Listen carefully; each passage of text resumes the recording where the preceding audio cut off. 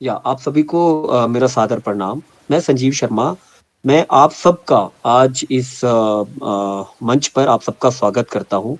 जो आज उमंग फाउंडेशन ने आज़ादी के अमृत महोत्सव के उपलक्ष्य पर जो मानवाधिकार संरक्षण की साप्ताहिक परिचर्चा भाग 24 में आप सबका स्वागत करते हैं। हम आज का जो हमारा विषय है वो है मौलिक अधिकारों के संरक्षण में न्यायपालिका की भूमिका। मैं आप सबको एक बार बता दूं, ये उमंग फाउंडेशन का ये पहला प्रयास है। अगर मैं बात करूं हिमाचल में, आई थिंक पूरे देश में शायद ये पहला प्रयास रहेगा जिसमें हम लोग मानवाधिकार के लिए जागरूकता का एक अभियान जिसको हम कह सकते हैं, जिसको लेकर एक पूरा एक मूवमेंट चलाई गई है, जिससे हम सब लोग जो है अपने अधिकारों के बारे में जाने। इसके लिए विभिन्न कई पहलुओं पर, कई मुद्दों पर हम लोगों ने बात की है, जिसमें हम सभी युवाओं ने, जिसमें बुजुर्गों ने, हमारे प्रोफेसर्स ने और देश के विभिन्न कोने कोने से बहुत लोगों ने हमारे साथ पिछले 24 हफ्तों में हमारे साथ जो जुड़े हैं और सबने अपना ज्ञान इसमें बढ़ाया है, और जिसमें बहुत सारे मुद्दों को लेकर हम लोगों ने इस वेबिनार की सीरीज पे काम किया है।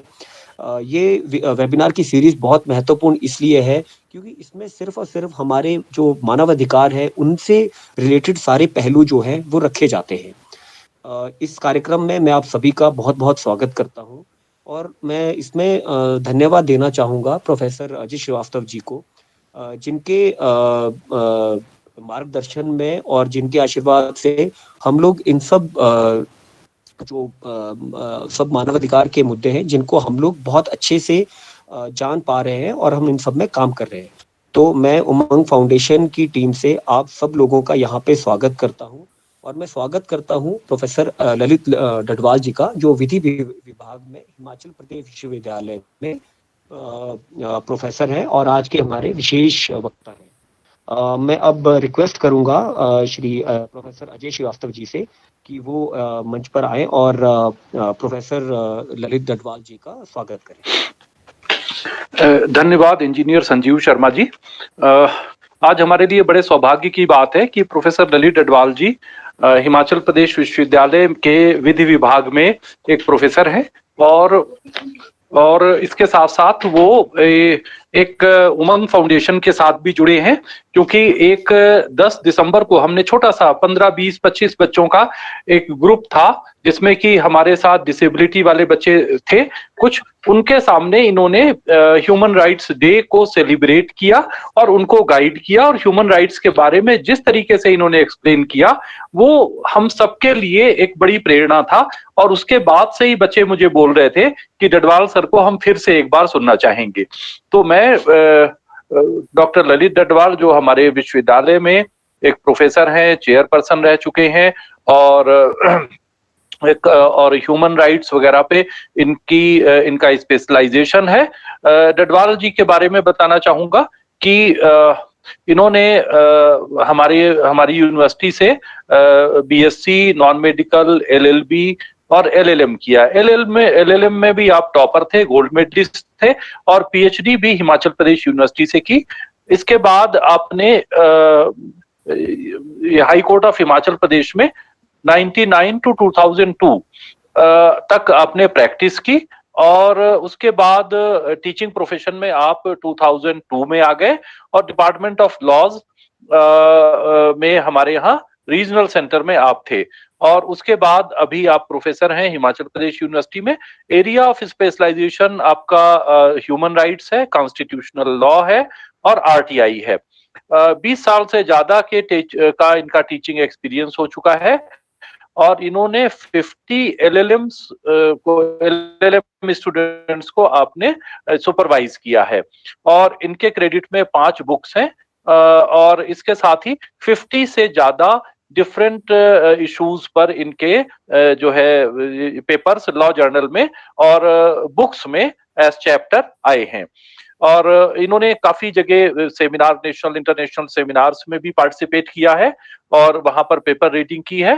हिप्पा में और एचआरडीसी, जो हमारी यूनिवर्सिटी का ह्यूमन रिसोर्स डेवलपमेंट सेंटर जो यूजीसी का है, उसमें आप रेगुलर एक फैकल्टी हैं, एक रिसोर्स पर्सन है।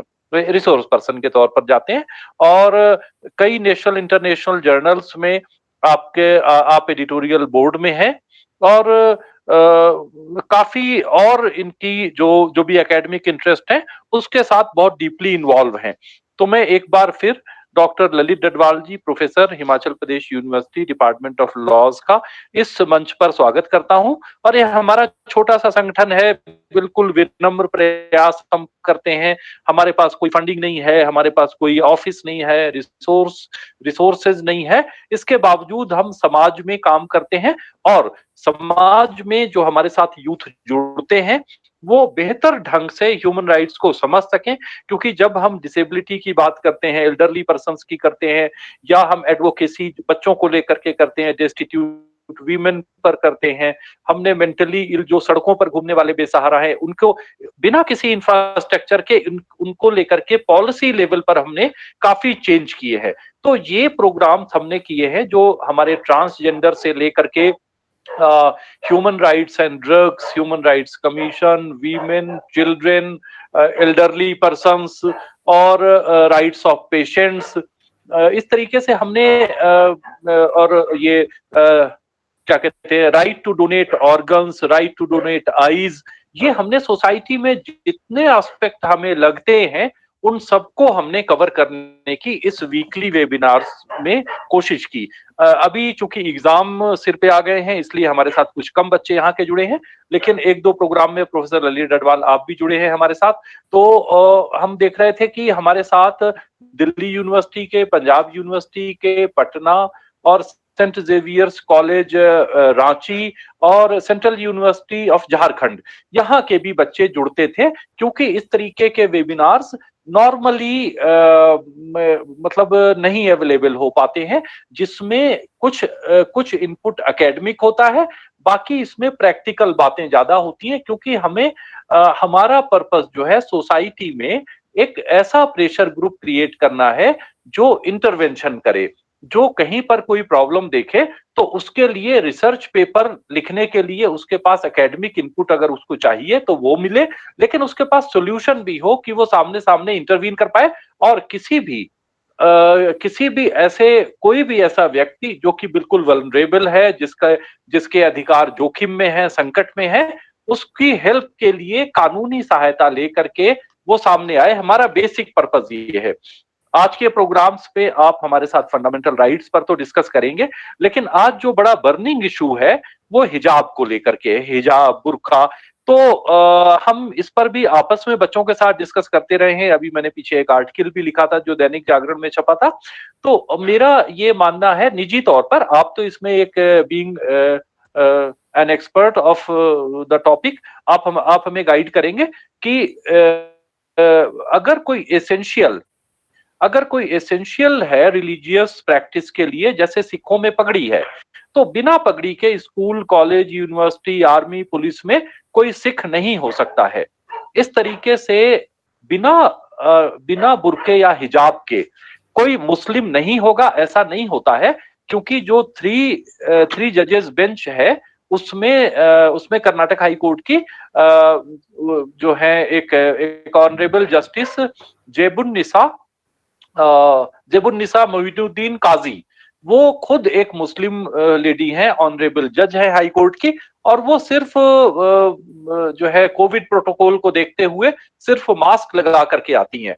अगर एसेंशियल पार्ट होता इस्लाम का या शरीयत का, तो उनको भी, जैसे कोई सिख होगा, ऑनरेबल जज होगा, तो वो पगड़ी पहन करके आएगा, पगड़ी खोल करके कोर्ट में नहीं आएगा। तो हम इस पर भी चाहेंगे कि थोड़ी सी आप अपनी बात रखें कि फंडामेंटल राइट्स क्या कहीं पर, अगर fundamental right to choose any uniform, any attire, any costume, कुछ भी, मतलब किसी भी तरीके से ड्रेसअप हो सकते हैं, लेकिन अगर कहीं पर आर्मी है, पुलिस है, कोई एजुकेशनल इंस्टीट्यूशन है, या कोई और ऐसा क्षेत्र है जिसमें उन फंडामेंटल राइट्स को, right to wear any dress, तो क्या उसको सस्पेंड किया जा सकता है सिर्फ उस college, university, army, police, judiciary में? क्या हो सकता है? सिर्फ आपके साथ ये सिर्फ एक हिंट दे रहा हूँ कि हम चाहेंगे थोड़ा-सा हमें लीगली भी आप गाइड करें। मैंने ज़्यादा समय ले लिया। मैं जी प्रोफेसर जी डडवाल का एक बार फिर स्वागत करता हूँ और हम चाहते हैं कि आज आप हमारा मार्गदर्शन करें ताकि हम एक बेहतर ढंग से अपने फंडामेंटल राइट्स को और फंडामेंटल राइट्स को का विस्तार करते हुए सुप्रीम कोर्ट ने जिस तरीके से हमें ह्यूमन राइट्स दिए, human rights basically fundamental rights जो हमारे हैं उन्हीं का एक्सटेंशन है और इस तरीके से उनको एक्सटेंड किया गया है कि अब हमें समझ में आ गया है कि फंडामेंटल राइट्स जो हमारे कॉन्स्टिट्यूशन में है उसमें वो शब्द नहीं लिखे होंगे लेकिन वो हमारा ह्यूमन राइट है। जैसे राइट टू सेफ एनवायरनमेंट, तो सेफ एनवायरनमेंट हमारा हमारा ह्यूमन राइट है लेकिन फंडामेंटल राइट में कहीं नहीं लिखा है कि एनवायरनमेंट हमारा सेफ होना चाहिए। तो प्रोफेसर ललित डडवाल आपसे फिर मेरी विनती है कि आप हमारा मार्गदर्शन करें। धन्यवाद।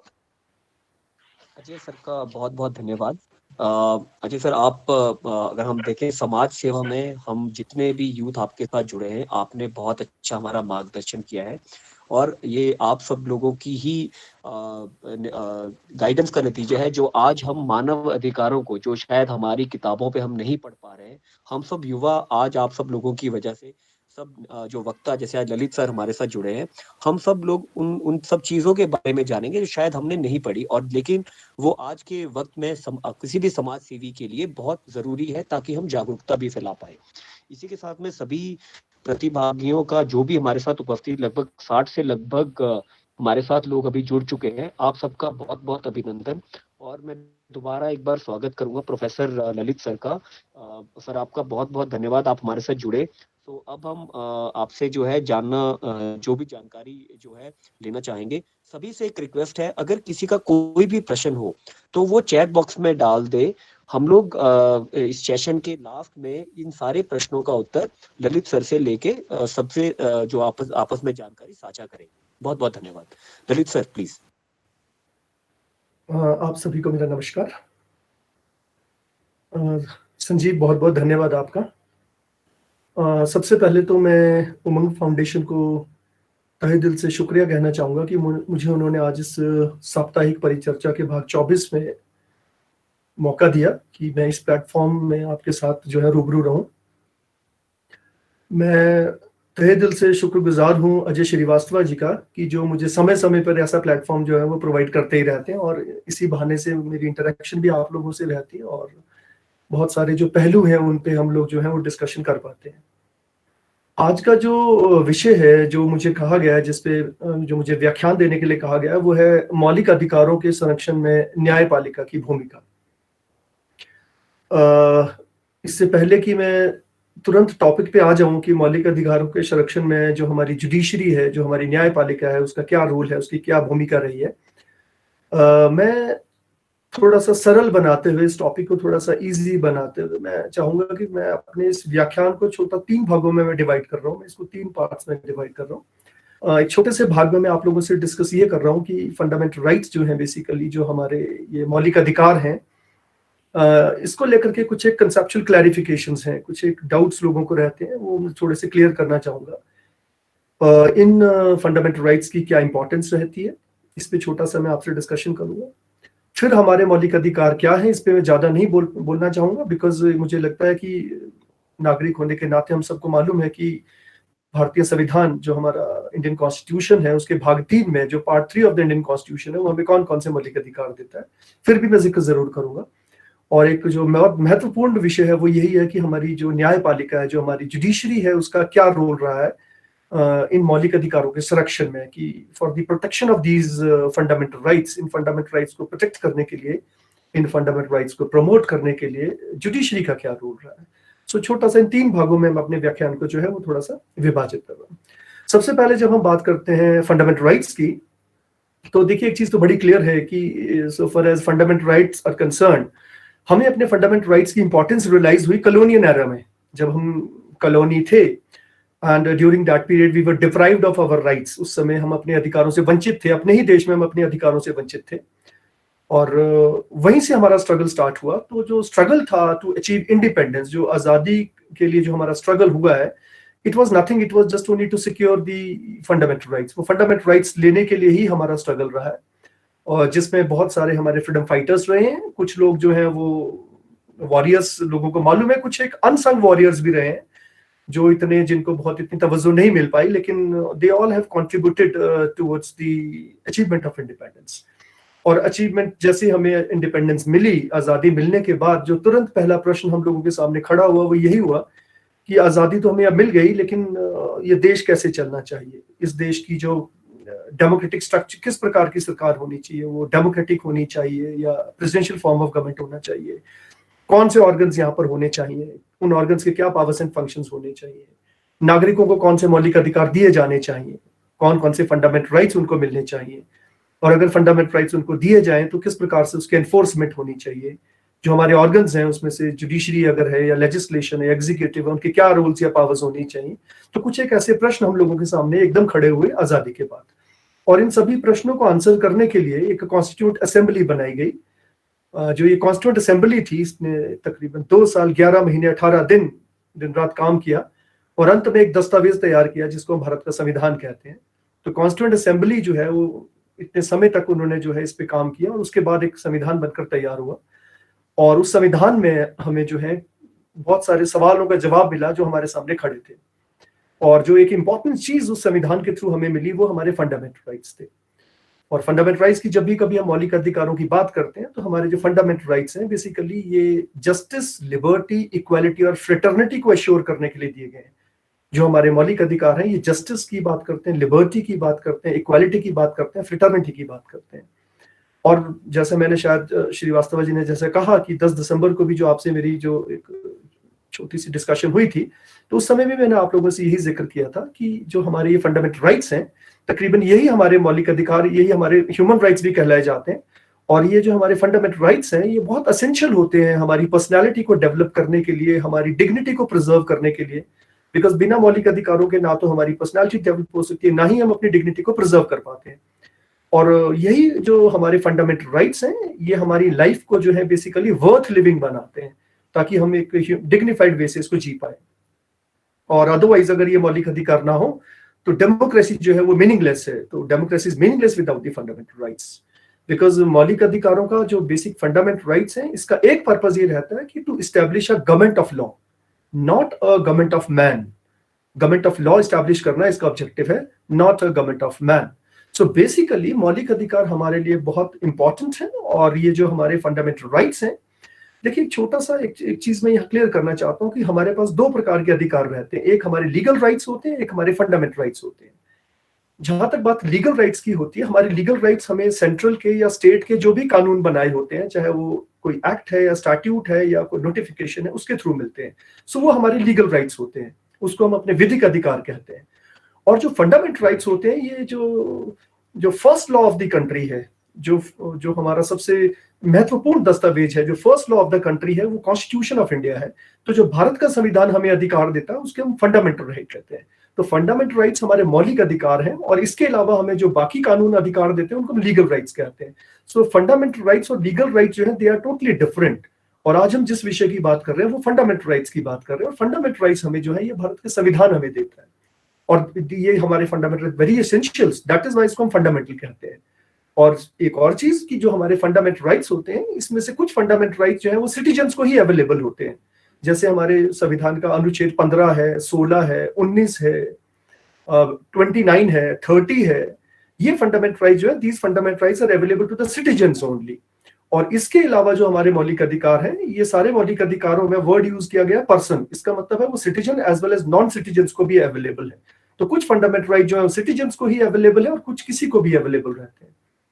एक और चीज की ये जो हमारे फंडामेंटल राइट्स होते हैं ये एब्सोल्यूट नहीं होते हैं। कई बार हम इस पे जिक्र करते हैं कि हमें मौलिक अधिकार तो मिल गए हैं, लेकिन इस चीज का हमें ध्यान रखना है कि फंडामेंटल राइट्स हमारे एब्सोल्यूट नहीं है। No right is absolute. ये हमारे फंडामेंटल राइट्स हैं। इस पे रीजनेबल रिस्ट्रिक्शन, जो शब्द है वो है कि रिस्ट्रिक्शंस होनी चाहिए, लेकिन वो रीजनेबल होनी चाहिए। तो स्टेट जो है वो किसी भी समय कोई भी रीजनेबल रिस्ट्रिक्शंस जो है इन फंडामेंटल राइट्स पे इंपोज कर सकती हैं, चाहे वो पब्लिक लॉ एंड ऑर्डर की बात हो, डिसेंसी की बात हो, मोरालिटी की बात हो। तो ये ध्यान रहे कि फंडामेंटल राइट्स एब्सोल्यूट नहीं है, इस पे रीजनेबल रिस्ट्रिक्शंस इंपोज की जा सकती हैं। फंडामेंटल राइट्स एनफोर्सेबल होते हैं। एनफोर्सेबल मींस कि अगर इनकी सरकार, स्टेट अगर इनको वॉयलेट करती है तो उसकी वॉयलेशन पे इनको एनफोर्स करने के लिए हम जो है न्यायालय में जा सकते हैं, जुडिशरी को अप्रोच कर सकते हैं। ये फंडामेंटल राइट्स हमारे अमेंड भी किए जा सकते हैं, इन पर संशोधन किया जा सकता है। जैसे हमारा राइट टू प्रॉपर्टी का भी हमारा फंडामेंटल राइट हुआ करता था, लेकिन 44वें संशोधन के बाद जो हमारा right to property fundamental right नहीं रहा, तो फंडामेंटल राइट जो है वो अमेंड किए जा सकते हैं। लेकिन एक सुप्रीम कोर्ट ने एक लैंडमार्क जजमेंट दिया था, केशवानंद भारती का केस, जिसमें उन्होंने कहा कि फंडामेंटल राइट्स अमेंड तो हो सकते हैं, लेकिन बेसिक स्ट्रक्चर को डिस्ट्रॉय नहीं किया जा सकता है। सो इट मीन्स कि फंडामेंटल राइट्स हमारे अमेंड हो सकते हैं, बट बेसिक स्ट्रक्चर से छेड़छाड़ नहीं की जा सकती है। दूसरी बात एक और कि फंडामेंटल राइट्स हमारे सस्पेंड भी किए जाते हैं, जैसे नेशनल इमरजेंसी लग जाती है तो फंडामेंटल राइट्स हमारे सस्पेंड किए जाते हैं, सरकार उन पर घोषणा कर देती है एक ऑर्डिनेंस ला करके फंडामेंटल राइट्स को सस्पेंड किया जा सकता है। लेकिन अनुच्छेद 20 और 21, आर्टिकल 20 एंड 21, ये किसी भी सूरत में जो है सस्पेंड नहीं होते हैं।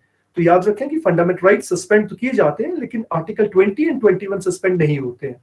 और ये जो हमारे मौलिक अधिकार हैं, इनको हम रिस्ट्रिक्ट भी कर देते हैं, स्टेट इनको रिस्ट्रिक्ट भी कर देती है। जैसे मान लीजिए किसी पर्टिकुलर पोर्शन में हिंदुस्तान के अगर कहीं पर मिलिट्री रूल चल रहा है या मिलिट्री लॉ एप्लीकेबल है, तो वहां पर ये हमारे फंडामेंटल राइट जो है ये रिस्ट्रिक्ट किए जाते हैं।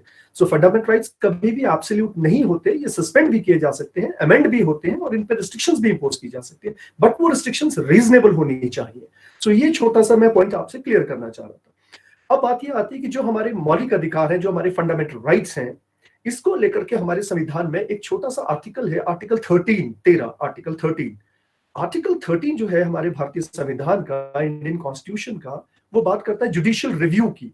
जुडिशियल रिव्यू का सीधा सा मतलब ये होता है कि अगर भारत में संविधान के बनने से पहले या भारत के संविधान बनने के बाद अगर कोई भी ऐसा कानून बनाया जाता है जो किसी भी प्रकार से किसी के मौलिक अधिकारों के साथ उसको एब्रेज करता है, वॉलेट करता है, तो उस राइट को जो है हम अनकॉन्स्टिट्यूशनल डिक्लेयर करवा सकते हैं। दोबारा से कहता हूं कि भारत के संविधान के बनने से पहले अगर कोई कानून है या संविधान के बनने के बाद कोई भी ऐसा कानून बनाया जाता है जो किसी भी प्रकार से किसी भी व्यक्ति के मौलिक अधिकारों को एब्रिज करता है, वॉलेट करता है, किसी भी प्रकार से इफेक्ट करता है, सो उस लॉ को, उस कानून को जो है बेसिकली हम निरस्त घोषित करवा सकते हैं, अनकॉन्स्टिट्यूशनल डिक्लेयर करवा सकते हैं। और उसको अनकॉन्स्टिट्यूशनल डिक्लेयर करने का जो राइट है, या तो वो सुप्रीम कोर्ट के पास है या फिर वो हाई कोर्ट के पास है, बिकॉज सुप्रीम कोर्ट और हाई कोर्ट ही हमारे कॉन्स्टिट्यूशनल कोर्ट्स हैं। इससे नीचे की जो अदालतें होती है वहां पर हमारे कॉन्स्टिट्यूशन मैटर्स नहीं जाते हैं।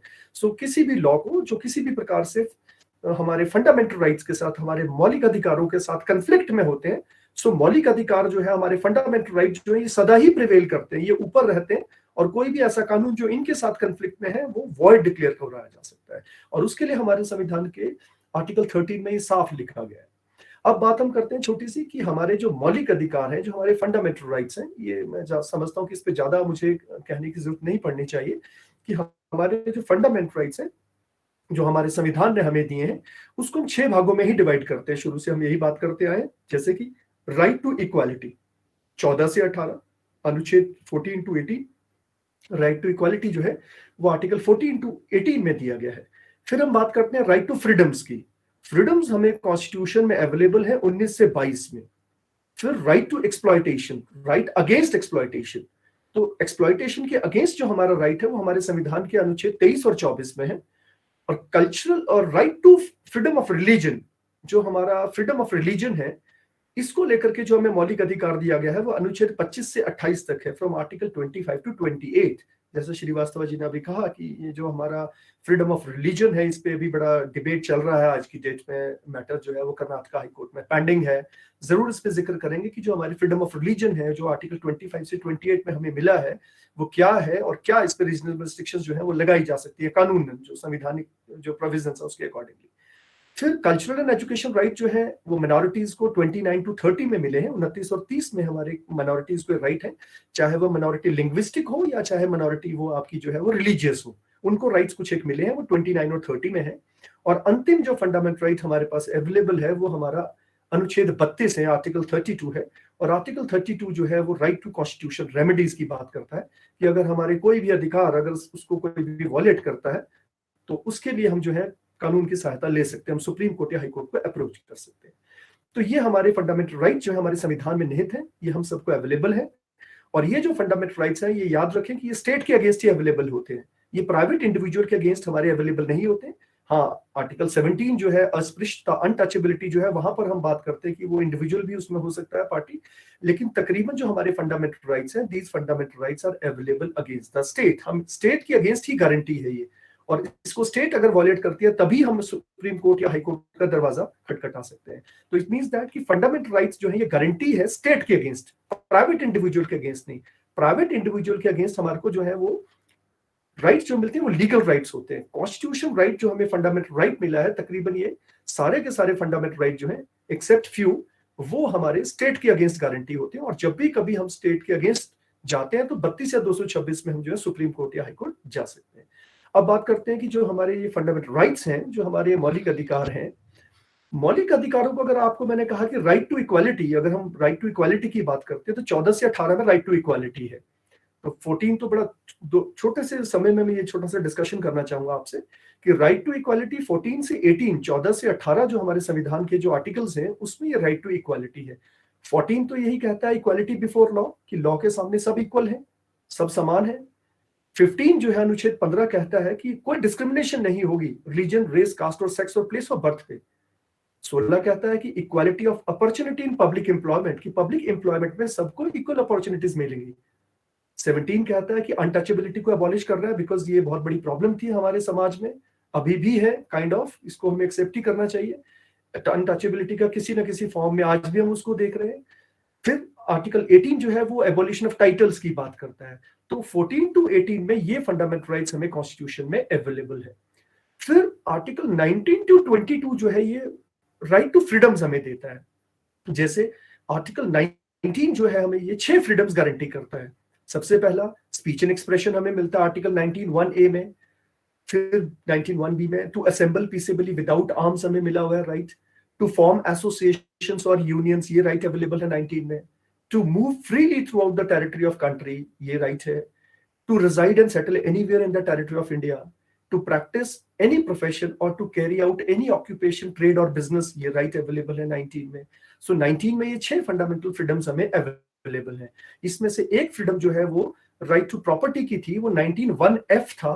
जो 19(1)(f) है वो 1978 में 44th अमेंडमेंट के बाद जो है निकाल दिया गया।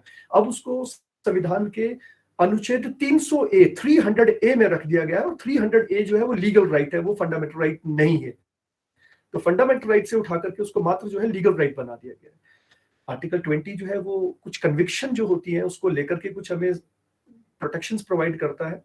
और सबसे इंपॉर्टेंट, सबसे महत्वपूर्ण जो राइट हमारे कॉन्स्टिट्यूशन में जो हमें संविधान द्वारा दिया गया है वो आर्टिकल 21 है, जो protection of life and personal liberty की बात करता है। दो right to life and personal liberty, ये दो लिम्स हैं इसमें, एक राइट टू लाइफ है और एक राइट टू पर्सनल लिबर्टी है। और ये हमें जो है हमारे कॉन्स्टिट्यूशन का आर्टिकल 21 देता है। और इसी पे ही जुडिशरी का बहुत बड़ा रोल है, पूरा जुडिशियल एक्टिविज्म, जो न्यायपालिका की बहुत बड़ी भूमिका है। जैसा श्रीवास्तव जी अभी कह रहे थे कि कुछ एक राइट्स हमारे कॉन्स्टिट्यूशन में है नहीं, लेकिन उन्हें जो है मौलिक अधिकारों का दर्जा दिया गया है। तो by way of interpretation judiciary ने आर्टिकल 21 को बहुत खूबसूरती के साथ, वेरी ब्यूटीफुली इसको इंटरप्रेट किया है। और यहीं से ही बहुत सारे जो है वो नए फंडामेंटल राइट्स, बहुत सारे नए जो राइट्स हैं वो हमें दिए गए हैं, जिसपे बहुत बड़ा जो है रोल जुडिशरी का है। तो वो सारे के सारे जजमेंट लॉ है एक तरह से।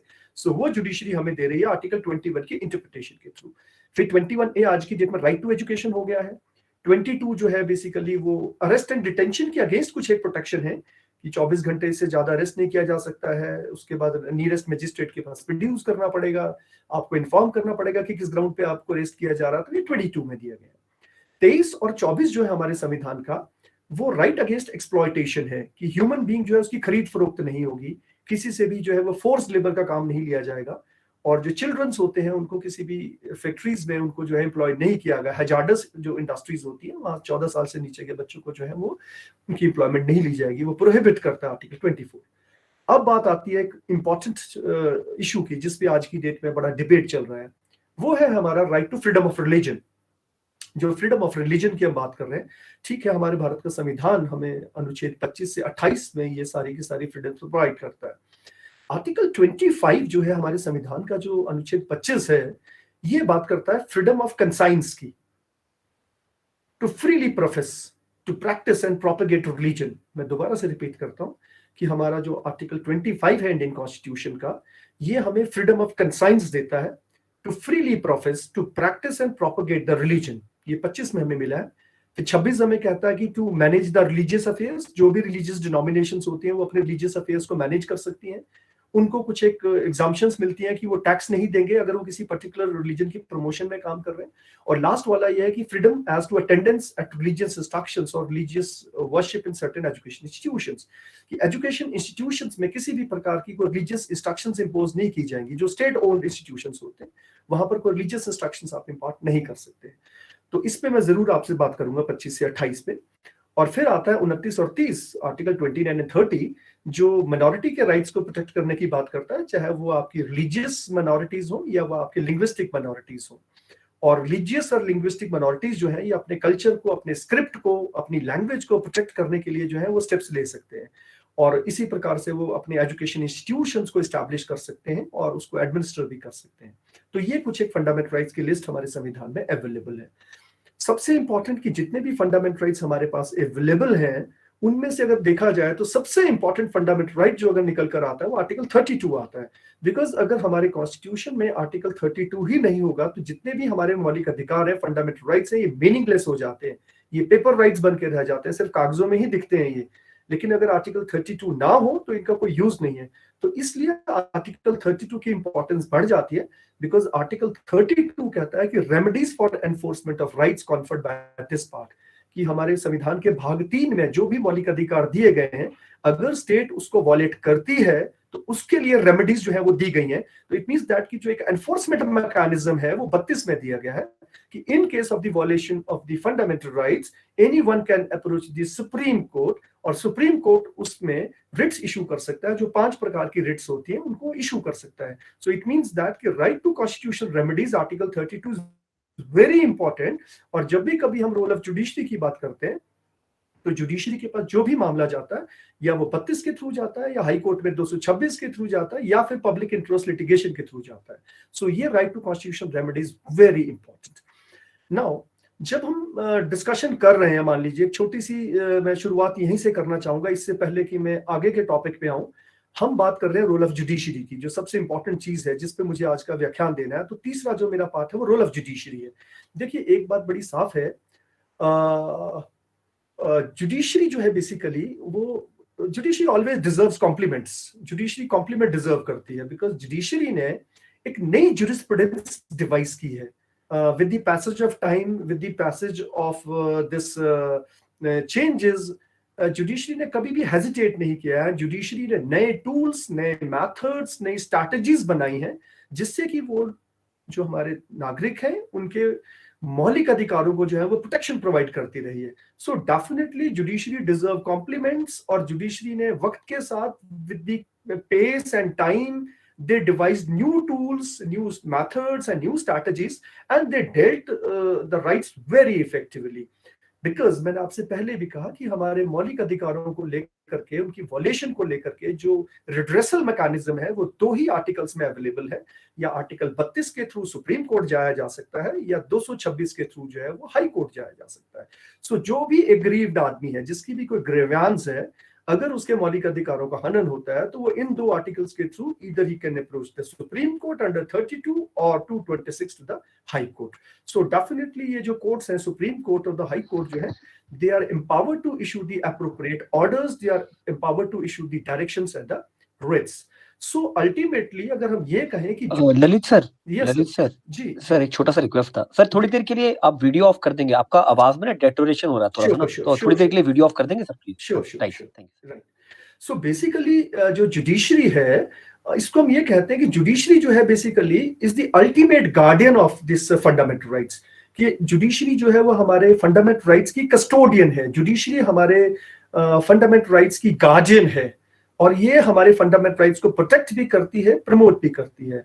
और जुडिशरी ने by way of new tools and techniques बहुत सारे नए राइट्स जो है वो रिकॉग्नाइज किए हैं by way of the interpretation of the fundamental rights. और फंडामेंटल राइट्स का जो स्कोप है उसको बहुत वाइड कर दिया है। तो फंडामेंटल राइट्स का स्कोप जो है वो बहुत वाइड किया है by way of the interpretation. So it means that कि आज की डेट में जो पीपल हैं they don't only enjoy the express rights, जो हमारे संविधान में एक्सप्रेस राइट्स हैं उसी को ही नहीं एंजॉय कर रहे हैं, बट जो ये इम्प्लाइड राइट्स हैं, जो अनइन्यूमरेटेड राइट्स हैं, उसको भी आज हम एंजॉय कर रहे हैं। और बहुत बड़ा जो जुडिशरी का जो कंट्रीब्यूशन है वो ये है कि जो ये रूल ऑफ लोकस स्टैंडाई है, रूल ऑफ लोकस स्टैंडाई का जो जिक्र मैंने आपसे पहले भी किया है कि अगर किसी के मौलिक अधिकारों का हनन होता है तो उसके बिहाफ पे कोई और व्यक्ति भी सुप्रीम कोर्ट या हाई कोर्ट को अप्रोच कर सकता है। सो लोकस स्टैंडाई के रूल को रिलैक्स करना ही बहुत बड़ा जो है जुडिशरी का जो कंट्रीब्यूशन है कि अगर कोई भी व्यक्ति जो अनरिप्रेजेंटेड है या अंडर रिप्रेजेंटेड है या किसी फाइनेंशियल या किसी और इकोनॉमिक या किसी और कंडीशन की वजह से अगर वो कोर्ट को अप्रोच नहीं कर सकता है तो उसके मौलिक अधिकारों के संरक्षण के लिए कोई भी व्यक्ति जनहित याचिका जो थ्रू सुप्रीम कोर्ट या हाई कोर्ट को जो है वो अप्रोच कर लेता है। सो ऑटोमेटिकली सुप्रीम कोर्ट या हाई कोर्ट में जाने का एक माध्यम और हो गया है जो जुडिशरी की ही कंट्रीब्यूशन है, और वो है पब्लिक इंटरेस्ट लिटिगेशन। जनहित याचिका के थ्रू भी जो है रूल ऑफ लोकस स्टैंडाई को रिलैक्स किया गया है और इसके थ्रू भी कोई भी व्यक्ति जो है वो सुप्रीम कोर्ट हाई कोर्ट किसी और के बिहाफ में जा सकता है। देखिए एक चीज हमें बड़ी क्लियरली मालूम है कि जो सोसाइटी का ऑप्रेस्ड सेक्शन होता है they are more prone to this violation of fundamental rights, कि ज्यादा मौलिक अधिकारों का हनन उनका होता है जो ज्यादा प्रोन होते हैं। और जो मोस्ट वल्नरेबल सेक्शन हमारी सोसाइटी का है वो चिल्ड्रन हो सकता है, वुमेन हो सकती है, socially and economical weaker section हो सकता है, डिसेबल्स हो सकते हैं, ओल्ड एज हो सकते हैं। सो ये सब लोग जो है ये वल्नरेबल हैं, इनके राइट, इनके मौलिक अधिकारों का हनन ज्यादा किया जा सकता है। सो जुडिशरी ने एक्टिविज्म के थ्रू बहुत सारे ऐसे स्टेप्स लिए हैं जिसके थ्रू उन्होंने जो ये most vulnerable section of the society है इनके राइट्स की भी प्रोटेक्शन की है। और उसके लिए जुडिशरी जो है वो कॉम्प्लीमेंट डिजर्व करती है कि जुडिशरी ने बहुत सारे ऐसे स्टेप्स जो है वो लिए हैं जिसके थ्रू ये इन सबके राइट्स की प्रोटेक्शन की बात की जाती है। अब हम बात करते हैं कि जब भी कभी हम बात करते हैं कि न्यायपालिका की क्या भूमिका है हमारे मौलिक अधिकारों के संरक्षण में, तो मौलिक अधिकारों को प्रोटेक्ट करने के लिए जो मैकेनिज्म है, जो एक मैकेनिज्म है वो बड़ा साफ है कि आप सुप्रीम कोर्ट या हाई कोर्ट अप्रोच कीजिए, नहीं कर सकते तो आपके बिहाफ पे कोई भी व्यक्ति जो पब्लिक स्पिरिटेड पर्सन है वो जनहित याचिका के थ्रू जो है वो जा सकता है। तो वहां से जुडिशरी डेफिनेटली प्रोटेक्ट करती है। लेकिन जब हम बात करते हैं, जैसे श्रीवास्तव जी कह रहे थे कि कुछ एक राइट्स हमें संविधान में देखने को नहीं मिलते, हमारे संविधान में कुछ एक फंडामेंटल राइट्स का जिक्र नहीं होता है, लेकिन जुडिशरी ने बाय वे ऑफ इंटरप्रिटेशन उन राइट्स को हमें दिया है, उन राइट्स को हमें गारंटी किया है। तो कुछ एक नए राइट्स भी जिनको उनको फंडामेंटल राइट्स का दर्जा दिया गया है, उनको मौलिक अधिकारों का ही दर्जा दिया गया है, वो सारे के सारे राइट जो है वो जुडिशरी की ही देन है। कुछ एक राइट्स की मैं आप लोगों से थोड़ी सी डिस्कशन करना चाहूंगा। जैसे मान लीजिए right to live with human dignity, right to live with human dignity ये संविधान में कहीं पर भी मेंशन नहीं है। हमारे कॉन्स्टिट्यूशन के पार्ट 3 में कहीं पर भी right to live with human dignity नाम का कोई फंडामेंटल राइट हमें नहीं मिला है। बट ऑनरेबल सुप्रीम कोर्ट ने Francis Coralie versus union territory of Delhi नाम का एक केस था बनाम, इस केस में सुप्रीम कोर्ट ने ये व्याख्या दी कि right to live with human dignity जो है बेसिकली ये हमारा फंडामेंटल राइट है। सो आज की डेट में हमारा एक नया फंडामेंटल राइट जो हमें अवेलेबल है वो जुडिशियल कॉन्ट्रीब्यूशन है, वो है right to live with human dignity. इसी तरह से राइट टू लाइवलीहुड, आजीविका कमाने का जो अधिकार है ये भी संविधान में कहीं नहीं था। तो राइट टू लाइवलीहुड भी जो है ये हमें जुडिशरी ने दिया। और ओल्गा टालिस, जिसको स्लम ड्वेलर्स केस कहते हैं, ये स्लम ड्वेलर्स केस मुंबई का था और मुंबई म्युनिसिपल कॉर्पोरेशन के अगेंस्ट था। तो ओल्गा टालिस के केस में right to livelihood supreme court ने हमें इंश्योर किया। अभी जैसे श्रीवास्तव जी कह रहे थे कि right to live in the clean environment, कि क्लीन एनवायरमेंट में हमें रहने का अधिकार जो है वो संविधान में कहीं नहीं है, because right to live in the unpolluted environment नाम का कोई भी फंडामेंटल राइट अवेलेबल नहीं है। लेकिन जुडिशरी ने आर्टिकल 21 की इंटरप्रिटेशन जब राइट टू लाइफ की इंटरप्रिटेशन की, तो राइट टू लाइफ में ही उन्होंने कहा कि right to live in the unpolluted environment is also our fundamental right, कि अनपॉल्यूटेड एनवायरमेंट में रहना भी हमारा फंडामेंटल राइट है। और ये फंडामेंटल राइट हमें एमसी मेहता के केस के थ्रू मिला है। और एमसी मेहता का कोई एक केस नहीं है, अगर आप ध्यान से देखें तो एमसी मेहता के तकरीबन 3 दर्जन केसेस हैं, 36 के आसपास केसेस हैं जो एमसी मेहता जो है इन्होंने केसेस फाइल किए हैं। तो तकरीबन 3 डजन केसेस में जो है वो एमसी मेहता की पब्लिक इंटरेस्ट लिटिगेशंस हैं, जिसमें सुप्रीम कोर्ट ने कोई ना कोई जो है वो राइट क्रिएट किया है। सो वो right to live in the clean environment, जो दिल्ली में पोल्यूटिंग व्हीकल्स हैं उनको बैन किया गया। इसी प्रकार से एमसी मेहता के बहुत सारे और केसेस हैं। तो right to live in the clean environment जो है ये भी जुडिशियल कॉन्ट्रीब्यूशन है। एक इंपॉर्टेंट चीज और है, जैसे मान लीजिए एक फंडामेंटल राइट है जो हमारे कॉन्स्टिट्यूशन में अवेलेबल नहीं है, वो राइट है right to health and access to medical treatment.